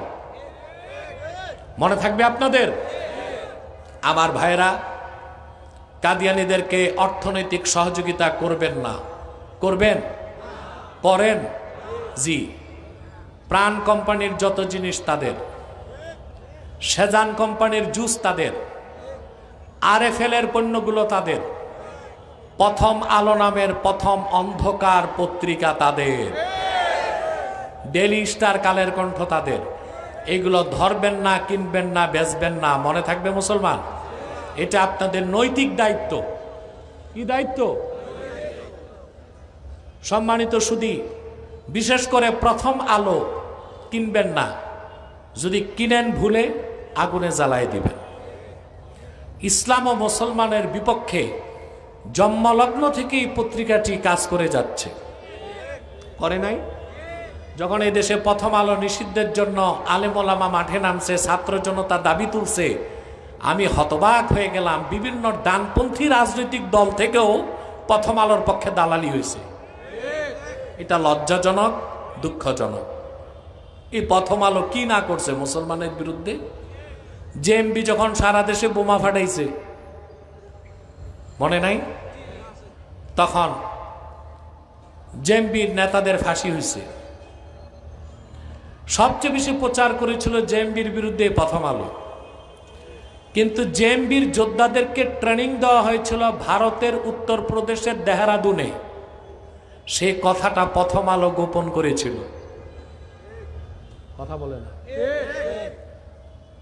জেএমবি নেতা আব্দুর রহমানের ভাই ছিল তৎকালীন রাজনৈতিক দল আওয়ামী লীগের এক বড় নেতা, শালা। সেটাকে তারা গোপন করেছিল। পরবর্তীতে প্রথম আলো সবগুলো মাদ্রাসায় জঙ্গি শিক্ষা দেওয়া হয়, এই কথা অপপ্রচার করেছিল। প্রথম আলোর উস্কানিতে বিগত জালেম সরকার জঙ্গি নাটকগুলো সাজাইত। এই দেশের বড় বড় আলেমদের চরিত্র হনন করার জন্য এমন কোনো কাজ নাই, লেখা নাই, যেটা প্রথম আলো প্রচার করে নাই। ইসলামী অনুভূতিতে আঘাত দিয়েছে, মুসলমানদের স্বার্থে আঘাত দিয়েছে। বাংলার মাটিতে আজ হোক আর কাল হোক, প্রথম আলোর মতো জঘন্য প্রথম অন্ধকার পত্রিকা নিষিদ্ধ করা হবে ইনশাআল্লাহ। আপনারা ধরবেন না, কিনবেন না, বেচবেন না। মনে থাকবে। আরেকটি অমুসলিম সম্প্রদায় আমাদের বিরুদ্ধে কাজ করছে, এটা হচ্ছে ঈসাই জামাত, খ্রিস্টান। এরাও দাড়ি রাখে, টুপি লাগায়, নিজেদেরকে মুসলিম বলে, আসলে তারা খ্রিস্টান। এদের পুরো নাম হচ্ছে ঈসাই তরিকাভুক্ত মুসলমান, আদতেই খ্রিস্টান। 1975 সালে তারা বাংলাদেশে ঢুকছে। এই পর্যন্ত 2.5 লক্ষ মানুষকে তারা খ্রিস্টান বানাইছে। 2.5 লক্ষ মানুষ না, 2.5 লক্ষ পরিবারকে খ্রিস্টান বানাইছে। তাদের মারাত্মক থাবা হচ্ছে আপনাদের সুনামগঞ্জের তাহেরপুর এলাকায়, ওদিক দিয়ে সরিষাবাড়িতে, জামালপুরে, কক্সবাজারে, টেকনাফে, দিনাজপুরে। তাদের মাস্টার প্ল্যান হচ্ছে বাংলাদেশের একটা অংশকে তারা আলাদা করে খ্রিস্টান রাষ্ট্র বানাবে। এবং গ্লোবাল পলিটিক্স যদি আপনারা পড়াশোনা করেন, এখন দেখা যাচ্ছে বিষয়টা ওই দিকেই যাচ্ছে। যেটা আমি 10 বছর আগ থেকে সতর্ক করে এসেছি, আপনারা কিছুটা আভাস এখন পাচ্ছেন না? বাকিটাও দেখবেন। এই ঈসাই জামাতের বিরুদ্ধে খ্রিস্টানদের এই ছদ্মবেশী ধোঁকাবাজ দল থেকে সাবধান। তৃতীয় আরেকটা ফেরকার কথা বলে দেই, এটা হচ্ছে হিজবুত তাওহীদ। এটা আসলে হিজবুত তাওহীদ না, হিজবুত শয়তান। এদের একটাই কাজ, এরা মানুষকে বুঝায় দেশে যত পীর আর আলেম সব ধর্ম ব্যবসায়ী। এটা ইসরায়েলের মোসাদের পরামর্শে চলে। এর মানে হচ্ছে জনগণকে আলেমদের থেকে সরায় দেওয়া। আপনারা জানেন যে বকরির পালের কোনো রাখাল নাই, ওই বকরি যায় বাঘের পেটে। আর যে কমের নেতৃত্বে আলেমরা নাই, ওই কম যায় বিজাতির খপ্পরে। ঠিক না? তাহলে হিজবুত তাওহীদ একটা বাতিল ফেরকা, একটা কাফের জামাত। এদের ব্যাপারে সাবধান থাকবেন। পারবেন তো মুসলমান? প্রিয় আমার সিলেটবাসী মুসলমান ভাইরা, তাহরিকে খাতমে নবুয়ত বাংলাদেশ আপনাদেরকে নেতৃত্ব দিচ্ছে। আপনারা যে কোনো রাজনৈতিক দলের মুসলমান, যে কোনো মাসলাকের মুসলমান, যে কোনো মাদ্রাসার ছাত্র আমাদের সংগঠনে ইমানি দায়িত্ব হিসেবে কাজ করতে পারবেন ইনশাআল্লাহ।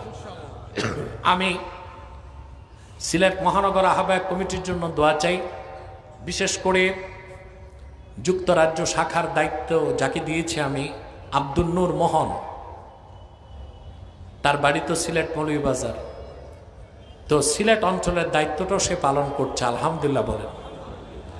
আমি দুঃখ বেদনার সাথে বলছি, সে খুব অসুস্থ, হসপিটালাইজড ছিল, আজকে বাসায়, তো আসতে পারে নাই। আপনারা দোয়া করবেন মোহনের জন্য, আল্লাহ যেন তাকে বিনা অপারেশনে সুস্থ করে দেন। তার ভাই ইমন এসেছে। আপনারা জানেন মোহন একটি সেবামূলক প্রতিষ্ঠান পরিচালনা করছে, ইনসানিয়া ট্রাস্ট। গরিব দুঃখী মানুষের ট্রিটমেন্ট করা, কম পয়সায় সহজে যেন মুমূর্ষু রোগীকে ঢাকা পৌঁছানো যায়। ইনসানিয়া ট্রাস্টের অনেকগুলো অ্যাম্বুলেন্স সিলেট শহরে আপনারা দেখছেন না?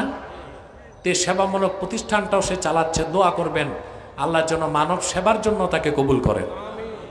তার ছোট ভাই ইমন এসেছে, দোয়া করবেন। আমাদের সিলেট মহানগরে আগে কাজ করতেন, এখনো ভবিষ্যতে করবেন, চান্দাই পীর সাহেব আছেন, দোয়া করবেন তার জন্য। আমাদের মুতল্লি মাজার শরীফের মুতল্লির ছোট ভাই শাহজালাল রহমতুল্লাহর দরগা শরীফের মুতল্লি সাহেবের ছোট ভাই মুফতি মঈনুদ্দিন, তিনিও আছেন, তার জন্য দোয়া করবেন। আমাদের সভাপতি মাওলানা শিব্বির আহমদ কোথায়? এই তো আছে, দোয়া করবেন ইনশাল্লাহ। এবং মহানগর এই তোমরা কি আউলিয়া কেরাম? তোমাদের কি মুনাজাত লাগবে না? বসে যাও।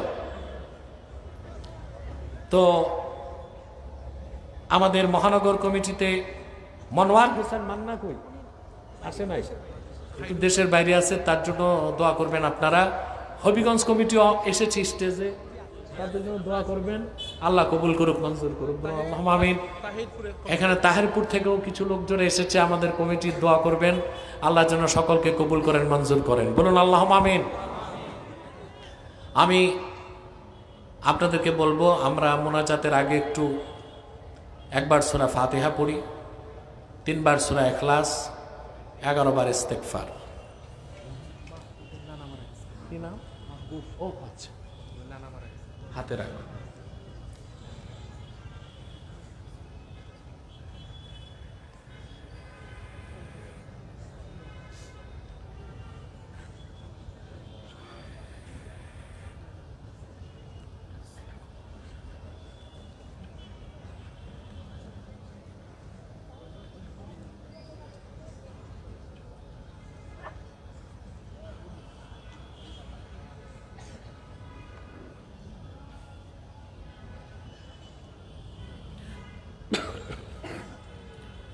আমার কিছু কিতাব স্টেজে আছে, নিয়ে যাবেন। নির্বাচিত তাফসির প্রথম খণ্ড সূরা ফাতিহার তাফসির, নির্বাচিত তাফসির দ্বিতীয় খণ্ড সূরা ইখলাস, সূরা ইনশিরাহ, 2টা সূরার তাফসির। আর বুখারী শরীফের প্রথম যে হাদিস, নিয়তের হাদিস, ওই হাদিসের উপর একটি ব্যাখ্যা গ্রন্থ আছে, মুনাজাতের পর নিয়ে যাবেন ইনশাআল্লাহ। প্রশ্ন আনো, আপনারা যদি অনুমতি দেন, কয়েকটা প্রশ্ন আসছে, আমি উত্তর দিয়ে মুনাজাত করি, কি বলেন?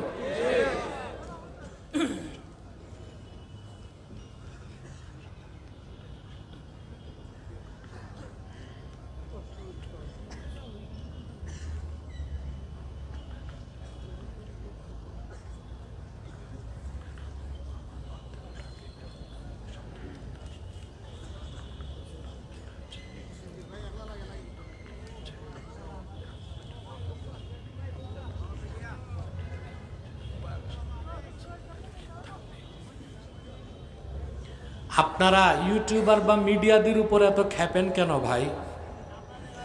আপনারা দেখেন না টিভি চ্যানেলগুলো কিন্তু ওয়াজ মাহফিলের খবর প্রচার করে না, কনসার্টেরটা করবে। ওই দেখা যায় 30 জন নাস্তিক মিছিল করতেছে, সব মিডিয়া তাদেরকে কাভারেজ দেয়। আর এখানে হাজার হাজার মানুষ, চ্যানেলগুলো দেখবেন কোনো প্রচার করবে না, কারণ এই কর্পোরেট মিডিয়াগুলো ইহুদিদের পয়সায় চলে। আল্লাহর দিনের দাওয়াত বিশ্বব্যাপী ছড়ায় দিচ্ছেই তো মিডিয়া কর্মীরা, ইউটিউবার ভাইরা। ওরা আসলে ওদের সুযোগ দিবেন, বসতে দিবেন, পারলে কিছু খাওয়াই দিবেন। দাঁড়াইছেন কেন আপনারা? বসেন, সবাই বসে যান।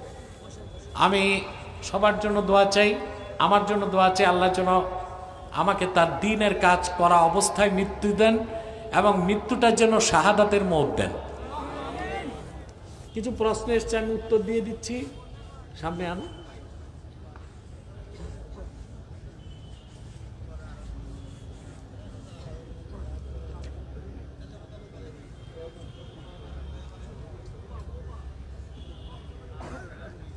এক ভাই প্রশ্ন করেছেন, আমরা সেজদা করি কপাল নিচে দিয়ে, আল্লাহ কি নিচে নাকি উপরে নাকি অন্য কোথাও? যেই প্রশ্ন করছে তাকে বলবো, আমরা মুনাজাত যখন করি তা হাতের তালু কোন দিক থাকে? কথা বলে না। আল্লাহ সর্বত্র বিরাজমান, এলমান কুদরাতান। আল্লাহ কোথায় আছে প্রশ্ন করাও বেয়াদবি, এ প্রশ্ন করাও।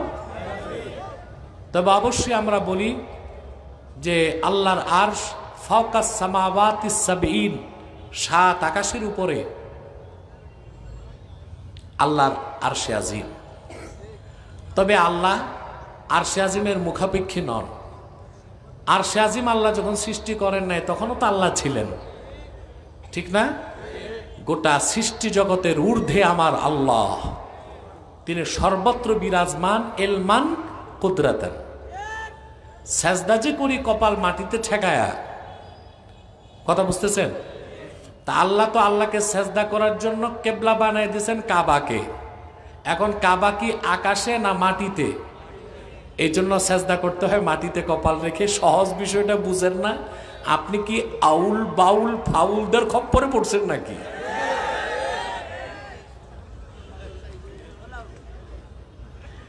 ইসলামী শরীয়তের 3 তালাক দলিল সহ জানতে চাই। বেশ ভালো কথা। একটা হচ্ছে তালাক আলা তরিকিস সুন্নাহ, সুন্নত তরিকায় তালাক হচ্ছে একসাথে 3 তালাক না দেওয়া। বুঝলেন? এক এক মাসে এক একটা দেওয়া, প্রত্যেক হাইজের পর তুহুর, তুহুর অবস্থায় একটা। বুঝলেন? এইভাবে 3 তুহুরে 3টা। কিন্তু কেউ যদি একসাথে এক বসায় 1 তালাক 2 তালাক 3 তালাক দিলাম এভাবে তালাক দেয়, অবশ্যই 3 তালাক হয়ে যাবে বেদাত তরিকায়। কি তরিকায়? কিন্তু তালাক হবে, তালাক হবে। কথা বুঝতেছেন? 3 তালাকই তালাক। আর একসাথে 3 তালাক দিয়ে দিলে স্ত্রী আপনার হারাম হয়ে যাবে। স্ত্রী কি হবে? এই স্ত্রীকে আপনি আর বিয়ে করতে পারবেন না। একটা সুরত আছে বিয়ে করার। আপনি তালাক দেবার পর স্ত্রী পবিত্র হওয়ার পর, বুঝলেন, ইদ্যত পালনের পর যদি অন্য পুরুষের কাছে বিয়ে বসে, ওই পুরুষ যদি কখনো কোনো কারণে ছেড়ে দেয়, তখন ইদ্যত পালনের পর প্রথম স্বামী আপনি তাকে বিয়ে করতে পারবেন। এটা হচ্ছে জায়েজ তরিকা, সহি তরিকা। এখন আমাদের দেশে তো তালাকটা বেড়ে গেছে, কথায় কথায় তালাক দেয়। আমার কাছে প্রতি বছর শত শত তালাকের মাসালা যায়।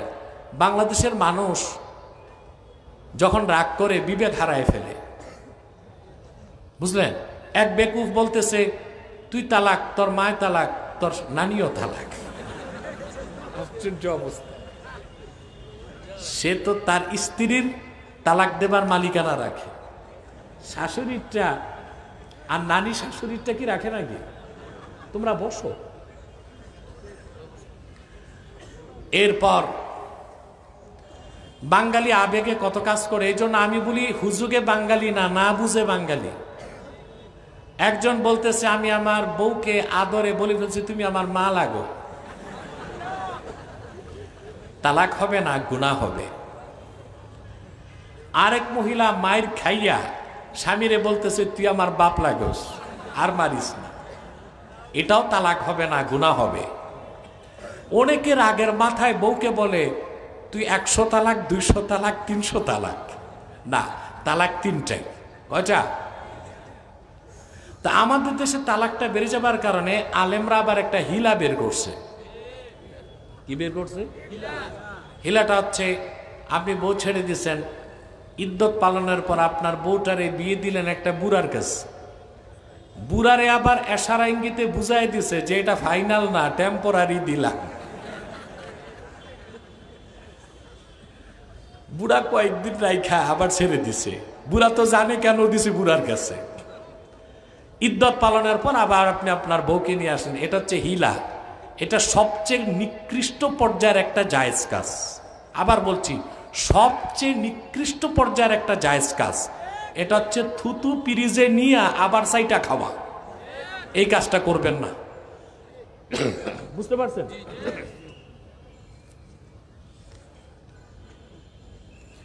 মা বাবার পায়ে ধরে সালাম করা যাবে কিনা? জি। এখন সালাম যে কি তাই তো বুঝেন না। মা বাবা, পীর বুজুর্গ, ওস্তাদ, তাদেরকে বুসা দেওয়া যাবে, কাদাম বুসি। কাদাম বুসি মানে হচ্ছে পায়ে চুমা দেওয়া। কি দেওয়া? এটা তো আছে, হাদিস শরীফে আছে, আবু দাউদ শরীফে আছে, আল আদাবুল মুফরাদ হাদিসের কিতাবও ইমাম বুখারী হাদিস এনেছেন।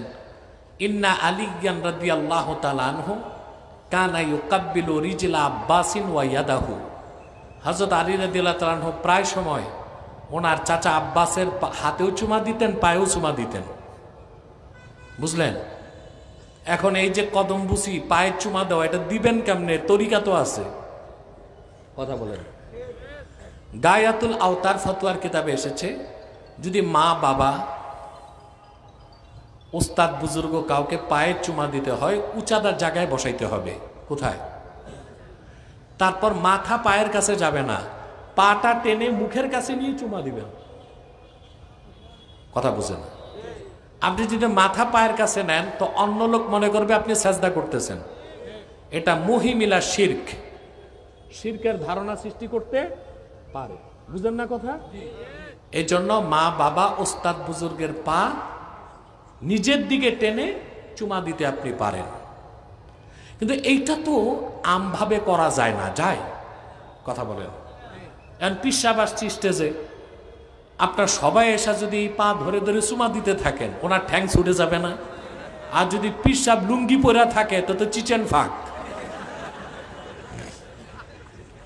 এটা হচ্ছে একটা খাস আমল। কি আমল?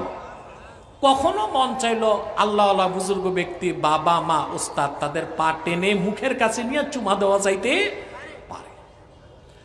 তো এইটা দেওয়া সম্ভব হয় না বলেই পীর বুজুর্গ, ওস্তাদ, বাপ মা, তাদেরকে হাত দিয়ে কি করা হয়? এটাই তো বুঝাইছেন। এটা মাথা সোজা রেখে করা যাবে, কোনো সমস্যা নাই। যেখানে মুখ দিয়েই চুমা দেওয়া যায় ওখানে কি হাতে চুমা দেওয়া যাবে না?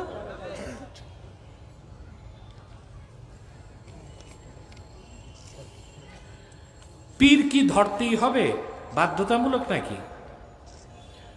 আরে ভাই, আপনি যদি হাদিস শরীফ শিখতে চান তো মুহাদ্দিসের কাছে কি যেতেই হবে? কথা বলেন। তাফসীর পড়তে চান মুফাসসিরের কাছে কি যেতেই হবে? ফিকহ পড়তে চান ফকিহের কাছে কি যেতেই হবে? তরিকাত, তাসাউফ, মারিফত শিখতে হলে হক্কানি পীরের কাছে তো যেতেই হবে। আল্লাহ বলে দিয়েছেন, ইয়া আইয়ুহাল্লাযীনা আমানুত্তাকুল্লাহ ওয়া কুনু মা'আস সাদিকিন। ঈমানদারগণ, আল্লাহকে ভয় করো আর সত্যবাদীদের সঙ্গী হও। পীরের সুরত কি আল্লাহর সুরত? নাউজুবিল্লাহ। এই কথা যে বলবে, এই বিশ্বাস যে রাখবে, সে নিঃসন্দেহে কাফের এবং মুশরিক। আল্লাহ তাআলা লাইসা কামিসলিহি শাই, আল্লাহর কোনো মেসাল নাই, সুরত নাই। সকল সুরত ও আকারের স্রষ্টা আমার আল্লাহ। এবং ওনার সাথে কোনো সৃষ্টির তুলনা হইতে পারে না। তুলনা দেওয়া শিরক, শিরকুন ফিস সিফাত। এইরকম আকীদাধারী মানুষ মুশরিক এবং কাফের। পকেটে রাখো। আর কি এই তুমি দৌড়াও কই? কাছে আসছো নাকি, না ভয়তে বসে গেছো? এই তো মোনাজাত হয়ে যাবে, অনেক রাত হয়ে গেছে। গান বাজনা কি? কোন ধরনের গান, কোন ধরনের বাজনা হারাম? কোন ধরনের মদ হারাম, কোন ধরনের হালাল? সবটাই হারাম। সকল প্রকার গান বাজনাই হারাম। এখন প্রশ্ন হচ্ছে গান কোনটা? গেনা তাগান্নি হচ্ছে যে কোনো সংলাপ বাদ্যযন্ত্রের সাথে যখন গাওয়া হয় সেটাই গেনা। আর যে কোনো সংলাপ মাজামির বা বাদ্যযন্ত্র ছাড়া যদি গাওয়া হয় সেটা গাজাল। সেটা কি? বাদ্যযন্ত্র ছাড়া গাজাল বা সঙ্গীত শোনা যায়, কিন্তু বাদ্যযন্ত্র যুক্ত হলে ওইটাই গেনা, ওইটাই গান, ওইটা হারাম। যা আমিমুল এহসান মুজাদ্দিদি রহমতুল্লাহ কওয়াইদুল ফিক কিতাবের মধ্যে সংজ্ঞাটা দিছেন। আর বাদ্যযন্ত্রের সাথে সকল প্রকার গান বাদ্য হারাম। এই ক্ষেত্রে চারো মাযহাব একমত। চারো মাযহাব কদ ইন আকাদাল ইজমাউ আলা আন্না সামাআতাল গিনা ফিসকুন ওয়াল জুলুসা ফি মাজলিসিহা নিফাকুন ওয়াত তালাদ্দুযা বিহা কুফরুন। চারো মাযহাব একমত, ঐকমত স্থাপন করছেন গান বাদ্য শোনা হারাম, গান বাদ্যের মজলিসে যাওয়া মুনাফিকি, গান বাদ্য শুনে স্বাদ উপভোগ করে তাকে বৈধ মনে করা কুফরি।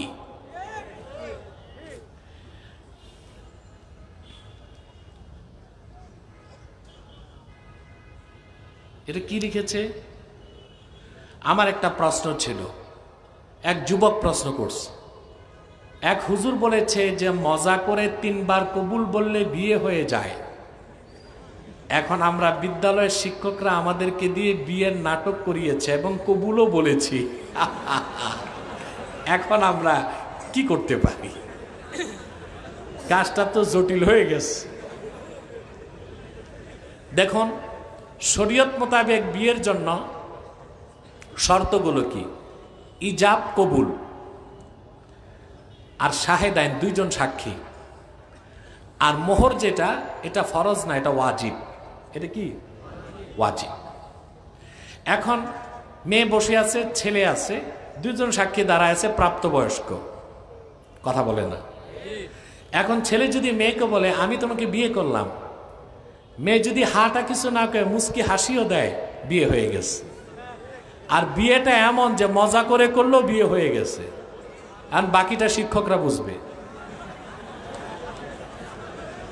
আর যদি ছেলে মেয়েকে পছন্দ করে থাকে তো ফিরি ফিরি ভালোই হয়েছে। আজকাল উপযুক্ত বয়স পার হবার পর সন্তানদের বিয়ে দেওয়া হয় না। ফেতনার এই জমানায় সন্তানদের সময় মতো বিয়ে দেওয়া কতটা গুরুত্বপূর্ণ দেখুন। বাংলাদেশে যে একটা আইন আছে শরীয়ত বিরোধী, ছেলের বয়স 21 আর মেয়ের বয়স 18 হওয়ার আগ পর্যন্ত এই বিয়েকে প্রচলিত ভাষায় বলা হয় বাল্য বিবাহ। ইসলামে বাল্য বিয়ে বলতে কিছু নাই, বালেগ বিবাহ আছে। ছেলে ম্যাচিউরড, মেয়ে ম্যাচিউরড, বিয়ের বয়স হয়ে গেছে।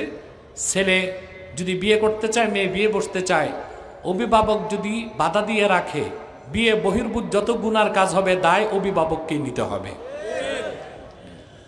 আর আমি যুবকদেরকে বলে যাচ্ছি, তোমার বয়স হয়ে গেছে, কোনো মেয়েকে তোমার পছন্দ হয়েছে, বাপ মা বিয়ে দিচ্ছে না, তোমার দ্বারা যদি জেনা বেবিচারের আশঙ্কা থাকে, তুমি বালেগ মেয়ে বালেগা, যদি পারো শরীয়সম্মতভাবে বিয়ে করে নাও, পরে বাপ মাকে মানায় নিবা।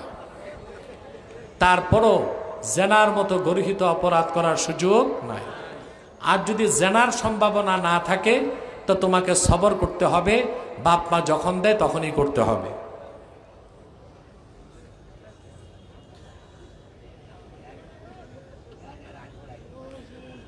আপনার কাছে জানতে চাই, রমজান মাসে তারাবির হাদিয়া থেকে মসজিদ ফান্ডে কি রাখা যাবে? না, রাখা যাবে না। রমজান মাসে হাফেজদের জন্য যে টাকাটা মুসল্লিরা দেয় ওটা হাফেজদের জন্যই দেয়। এখন ধনী এলাকায় দেখা যায় 2 লাখ টাকা উঠে গেছে, তো কমিটির মানুষের কলজা জ্বলে হাফেজ দুজনের 2 লাখ টাকা দিতে।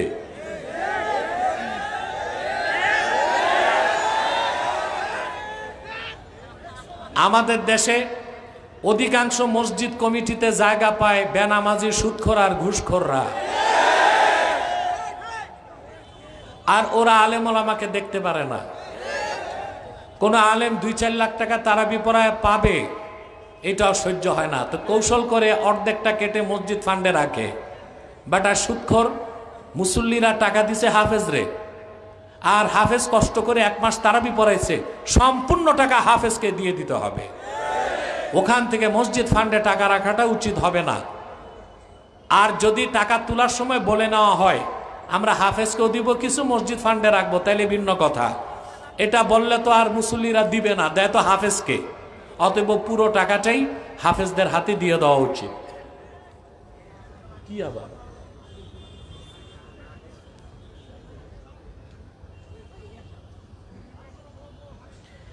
এক ভাই প্রশ্ন করেছে, কোন মুসলমান খ্রিস্টানদের ক্রিসমাস ডেতে হ্যাপি ক্রিসমাস বা মেরি ক্রিসমাস ডে বলতে পারবে কি? যদি কেউ বলে বা ক্রিসমাস পালন করে তার ব্যাপারে ইসলাম কি বলে? দেখুন, একটা হচ্ছে শেয়ারে কম, আরেকটা হচ্ছে শেয়ারে মিল্লাত। শেয়ারে কম হচ্ছে কোন কমের সংস্কৃতিকে মানা। যেমন ইংরেজরা প্যান্ট শার্ট পরে আপনি প্যান্ট শার্ট পরতেছেন, এতে আপনি কাফের বেঈমান হবেন না, এটা মাকরু হবে। কি হবে? আপনি তাদের শেয়ারে কম, ইংরেজ জাতির কমই শেয়ারকে মানতেছেন। কিন্তু শেয়ারে মিল্লাত হচ্ছে অমুসলিমদের ধর্মীয় কোনো কিছু মানা, ওটা কুফর। অথবা খ্রিস্টানদের ক্রিসমাস ডে পালন করা বা ওই ক্রিসমাস ডেতে কি বলে হ্যাপি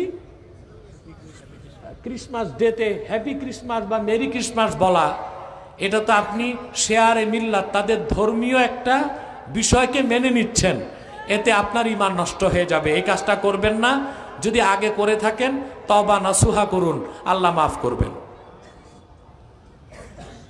এক ভাই প্রশ্ন করেছেন, হ্যাঁ বুঝি না কি বলতেছে।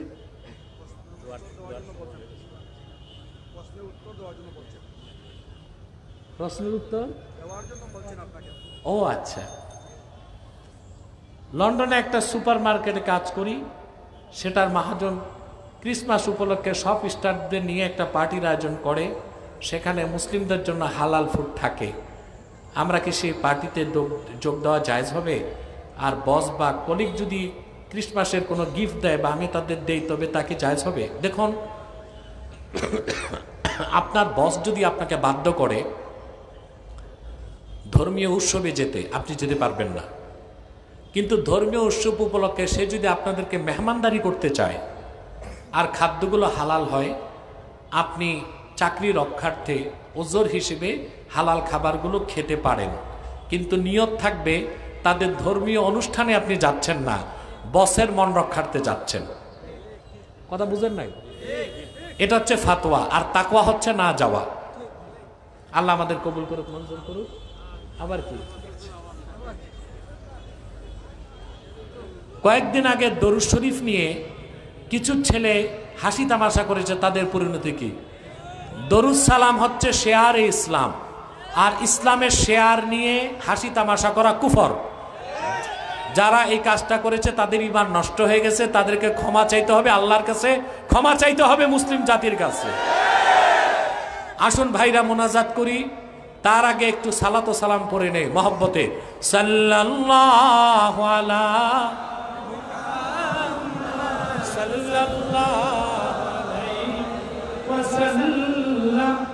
সাল্লাল্লাহু আলা মুহাম্মদ সাল্লাল্লাহু আলাইহি ওয়াসাল্লাম ইয়া নবী সালাম ইয়া রাসূল ইয়া হাবিব সালাওয়াতুল্লাহ মুহাম্মাদুর রাসূলুল্লাহ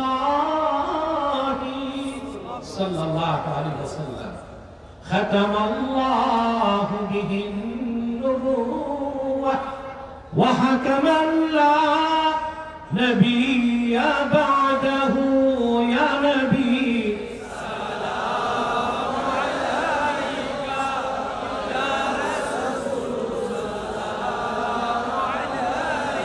يا حبيب صلوات الله بلغ العلا بكماله حسنت جميع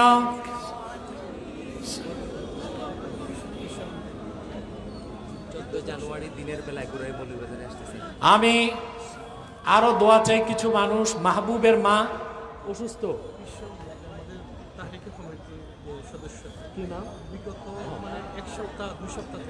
আচ্ছা আচ্ছা, আমি সবার জন্য দোয়া চাই যারা পরিশ্রম করেছে। চান্দাই দরবার শরীফের লোকেরা পরিশ্রম করছে। এনাম কোথায়? এনামের জন্য দোয়া করবেন। এনাম আমি সিলেট আসলে খুব কষ্ট করে, আল্লাহ যেন তাকে সুখ শান্তি দেন। আচ্ছা আচ্ছা আচ্ছা আচ্ছা, আমি আবার নতুন করে মহান কমিটি গোছায় দিবে, তারপর কাজ করবে তারা ইনশাআল্লাহ। 14 জানুয়ারি কোথায়? মৌলভীবাজার গোরারাইতে দিনের বেলা আমি আসতেছি, বাদে জোহর বক্তব্য রাখবো, যাওয়ার চেষ্টা করবেন। রব্বানা যালামনা আনফুসানা ওয়া ইল্লাম তাগফির লানা ওয়া তারহামনা লানাকুনান্না মিনাল খাসিরিন। আল্লাহ তাআলা তাহরিকে খাতমে নবুয়ত বাংলাদেশ সিলেট মহানগর আহ্বায়ক কমিটির উদ্যোগে আয়োজিত আজকের খাতমে নবুয়ত ইসলামী মহাসম্মেলন সিলেট আলিয়া ময়দানের আজকের মাহফিলে তোমার হাজার হাজার নেককার বান্দা পর্দার আড়ালের মা বোন নিয়ে হাত তুলেছি। আল্লাহ, এতগুলো মানুষের মধ্যে যার দুটো হাত ভালো লাগে আল্লাহ, তার দুটো হাতের বিনিময় আমাদের জিন্দেগীর সব গুনাহ তুমি মাফ করে দাও রব্বুল আলামিন। হৃদয়ের গভীর থেকে দোয়া করি আল্লাহ, তোমার আখিরি নবী নূর নবীজি আমার মুহাম্মদ মুস্তাফা সাল্লাল্লাহু আলাইহি ওয়াসাল্লাম আজ থেকে ১৫০০ বছর আগে দুনিয়া থেকে বিদায় নিয়েছেন। হায়াতুন নবী হিসেবে জান্নাতুল ফেরদাউস রওজা মুবারকে বিশ্রাম নিয়েছেন। আল্লাহ, জীবনে একবার তোমার আখিরি নবী নূর নবীজি আমার মুহাম্মদ মুস্তাফা সাল্লাল্লাহু আলাইহি ওয়াসাল্লামের জান্নাতুল ফেরদাউস রওজা মুবারকে উপস্থিত হয়ে গো আল্লাহ, তোমার হাবিবের নূরের কদমে দরুদ ও সালামের হাদিয়া দেবার আগে আল্লাহ তুমি ডাক দিও না। আল্লাহ তাআলা একবার বা একাধিকবার যারা সোনার মদিনায় নূরের মদিনায় যেতে পেরেছি আল্লাহ, জীবনে বারবার তোমার আখিরি নবী নূর নবীজি আমার মুহাম্মদ মুস্তাফা সাল্লাল্লাহু আলাইহি ওয়াসাল্লামের নূরের শহর মদিনাতুল মুনাওয়ারা জিয়ারতের জন্য তাদের কপালটা খুলে দাও। হৃদয়ের গভীর থেকে দোয়া করি আল্লাহ, তোমার আখিরি নবী নূর নবীজি আমার মুহাম্মদ মুস্তাফা সাল্লাল্লাহু আলাইহি ওয়াসাল্লামের নূরের চেহারা মোবারক স্বপ্নে একবার দেখে গো আল্লাহ, জান্নাত ওয়াজিব হবার আগে তুমি ডাক দিও না। আল্লাহ, একবার বা একাধিকবার জানাব তোমার আখিরি নবী নূর নবীজি আমার মুহাম্মদ মুস্তাফা সাল্লাল্লাহু আলাইহি ওয়াসাল্লামের নূরের চেহারা মোবারক স্বপ্নে দেখার সৌভাগ্য লাভ করেছে আল্লাহ, জীবনে বারবার দেখার জন্য তাদের কপালটা আল্লাহ তুমি জান্নাতি কপাল বানায় দাও। আল্লাহ, আমাদের অনেকের বাবা নাই, অনেকের মা নাই, অনেকের বাবা মা একজনও নাই। যত মানুষের বাবা মা দুনিয়া থেকে বিদায় নিয়ে অন্ধকার কবরে চলে গেছে আল্লাহ, সকল মুসলমান বাবা মার কবরকে আল্লাহ তুমি দয়া করে জান্নাতের বাগান বানায় দাও রব্বুল আলামিন। আজকের এই মাহফিলের জন্য তাহরিকে খাতমে নবুয়ত বাংলাদেশ সিলেট মহানগর আহ্বায়ক কমিটিতে যারা কাজ করেছে, ধন দিয়েছে, মন দিয়ে খেটেছে, নৈতিক সমর্থন জ্ঞাপন করেছে, আল্লাহ সকলের ধনমনকে কবুল করে আজকের মাহফিলটা তুমি কবুল ও মঞ্জুর করে নাও। জিন্দেগীর সমস্ত গুনাহকে মাফ করে দাও, অভাবের অভাব দূর করে দাও, অসুস্থকে সুস্থ করে দাও, অশান্ত হৃদয়কে শান্ত করে দাও রব্বুল আলামিন। আমার কলিজার টুকরা যুবক ভাইদের জন্য দোয়া চাই, ওদের প্রত্যেককে খাঁটি ইমানদার বানায় দাও, সহি আকীদার ধারক বানায় দাও, আহলুস সুন্নাল জামাতের অনুসারী বানায় দাও, খাতমে নবুয়ত আন্দোলনের সৈনিক বানায় দাও, 5 ওয়াক্ত নামাজি বানায় দাও, চাকরি নাই যাদের চাকরির ব্যবস্থা করে দাও, ব্যবসা যাদের আছে ব্যবসায় লক্ষ গুণ বরকত দাও। আমার যে যুবক ভাইগুলো বিদেশ যেতে চায় বিদেশ যাওয়া সহজ করে দাও। পর্দার আড়ালের মা বোন যারা হাত তুলে বসে আছেন, অবলা সরলা সতী সাধ্যী মা বোনদের মনের দুঃখ কষ্ট সব দূর করে তাদের প্রত্যেককে একটি সোনার সংসার হাদিয়া করে দাও। আল্লাহ আমাদের মুশকিলাতকে আসান করে দাও, নেক হাজাত চাহাতকে কবুল করে নাও। আল্লাহ অসুস্থদের সুস্থ করে দাও, আমার স্নেহের মোহনকে সুস্থ করে দাও। আল্লাহ এই মাহফিলটা করবে বলে সে ব্রিটেন যায় নাই, সে অসুস্থ আছে। আল্লাহ আমি তোমার কাছে খাসভাবে দোয়া করি, অপারেশন ছাড়াই তাকে সুস্থ করে দাও, আর অপারেশন হলেও যেন সাকসেস হয়। আমি বুঝি আল্লাহ ওর বুক ফেটে যাচ্ছে, আজকে আসতে পারে না স্টেজে, ওর তো চেষ্টা ছিল। আল্লাহ ওরে তুমি নিয়তের কারণে আজর নাজিম দান করে দিও। আল্লাহ আরো যারা সহযোগিতা করেছে আল্লাহ সকলের জানমালের নিরাপত্তার ব্যবস্থা তুমি করে দিও। প্রশাসনের যে ভাইরা সহযোগিতা করেছে নেক নিয়তে ঈমানের সাথে, আল্লাহ তাদেরকে তুমি আজর নাজিম দান করো। ভাইরা আমার 1 মিনিট সময় ছেড়ে দিলাম, চক্ষুটা বন্ধ করুন, দিলটা নরম করুন, মাথাটা নত করুন। আল্লাহর আখিরি নবী নূর নবীজি আমার মুহাম্মদ সাল্লাল্লাহু আলাইহি ওয়াসাল্লামের ওসিলা ধরে আল্লাহর কাছে চান, যা চাইবেন তাই পেয়ে যাবেন। যদি পারেন ভাইরা সারা জীবনের গুনার কথা মনে করে মুনাজাতে আমার আল্লাহর কাছে আত্মসমর্পণ করে 2 ফোঁটা চোখের পানি ছেড়ে দিন, দোয়া কবুল হয়ে যাবে, জিন্দেগির সব গুনাহ মাফ হয়ে যাবে, আল্লাহর ওলির কাতারে জায়গা হয়ে যাবে।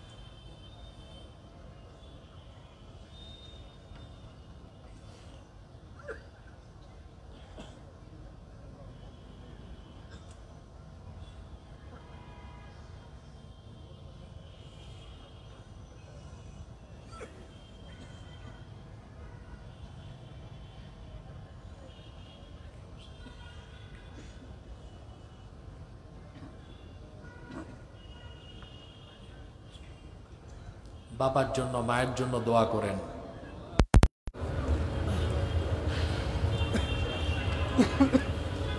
আল্লাহুম্মা ইন্না নাতাওয়াসসালু ইলাইকা বিওয়াসিলাতি হাবিবিকাল মুহতারাম نبيك الخاتم سيدنا وسيد الأبرار نبينا ونبي الأنبياء محمد بن عبد الله نبي الله رسول الله صلى الله عليه وسلم الذي أكملت به قصر النبوة وحكمت لا نبي بعده وأعلنت في القرآن بالبرهان أن محمدا صلى الله عليه وسلم خاتم النبيين والمرسلين قبل 1500 سنة وصلى الله تعالى على خير خلقه نبينا محمد نور الله وعلى آله وصحبه أجمعين برحمتك يا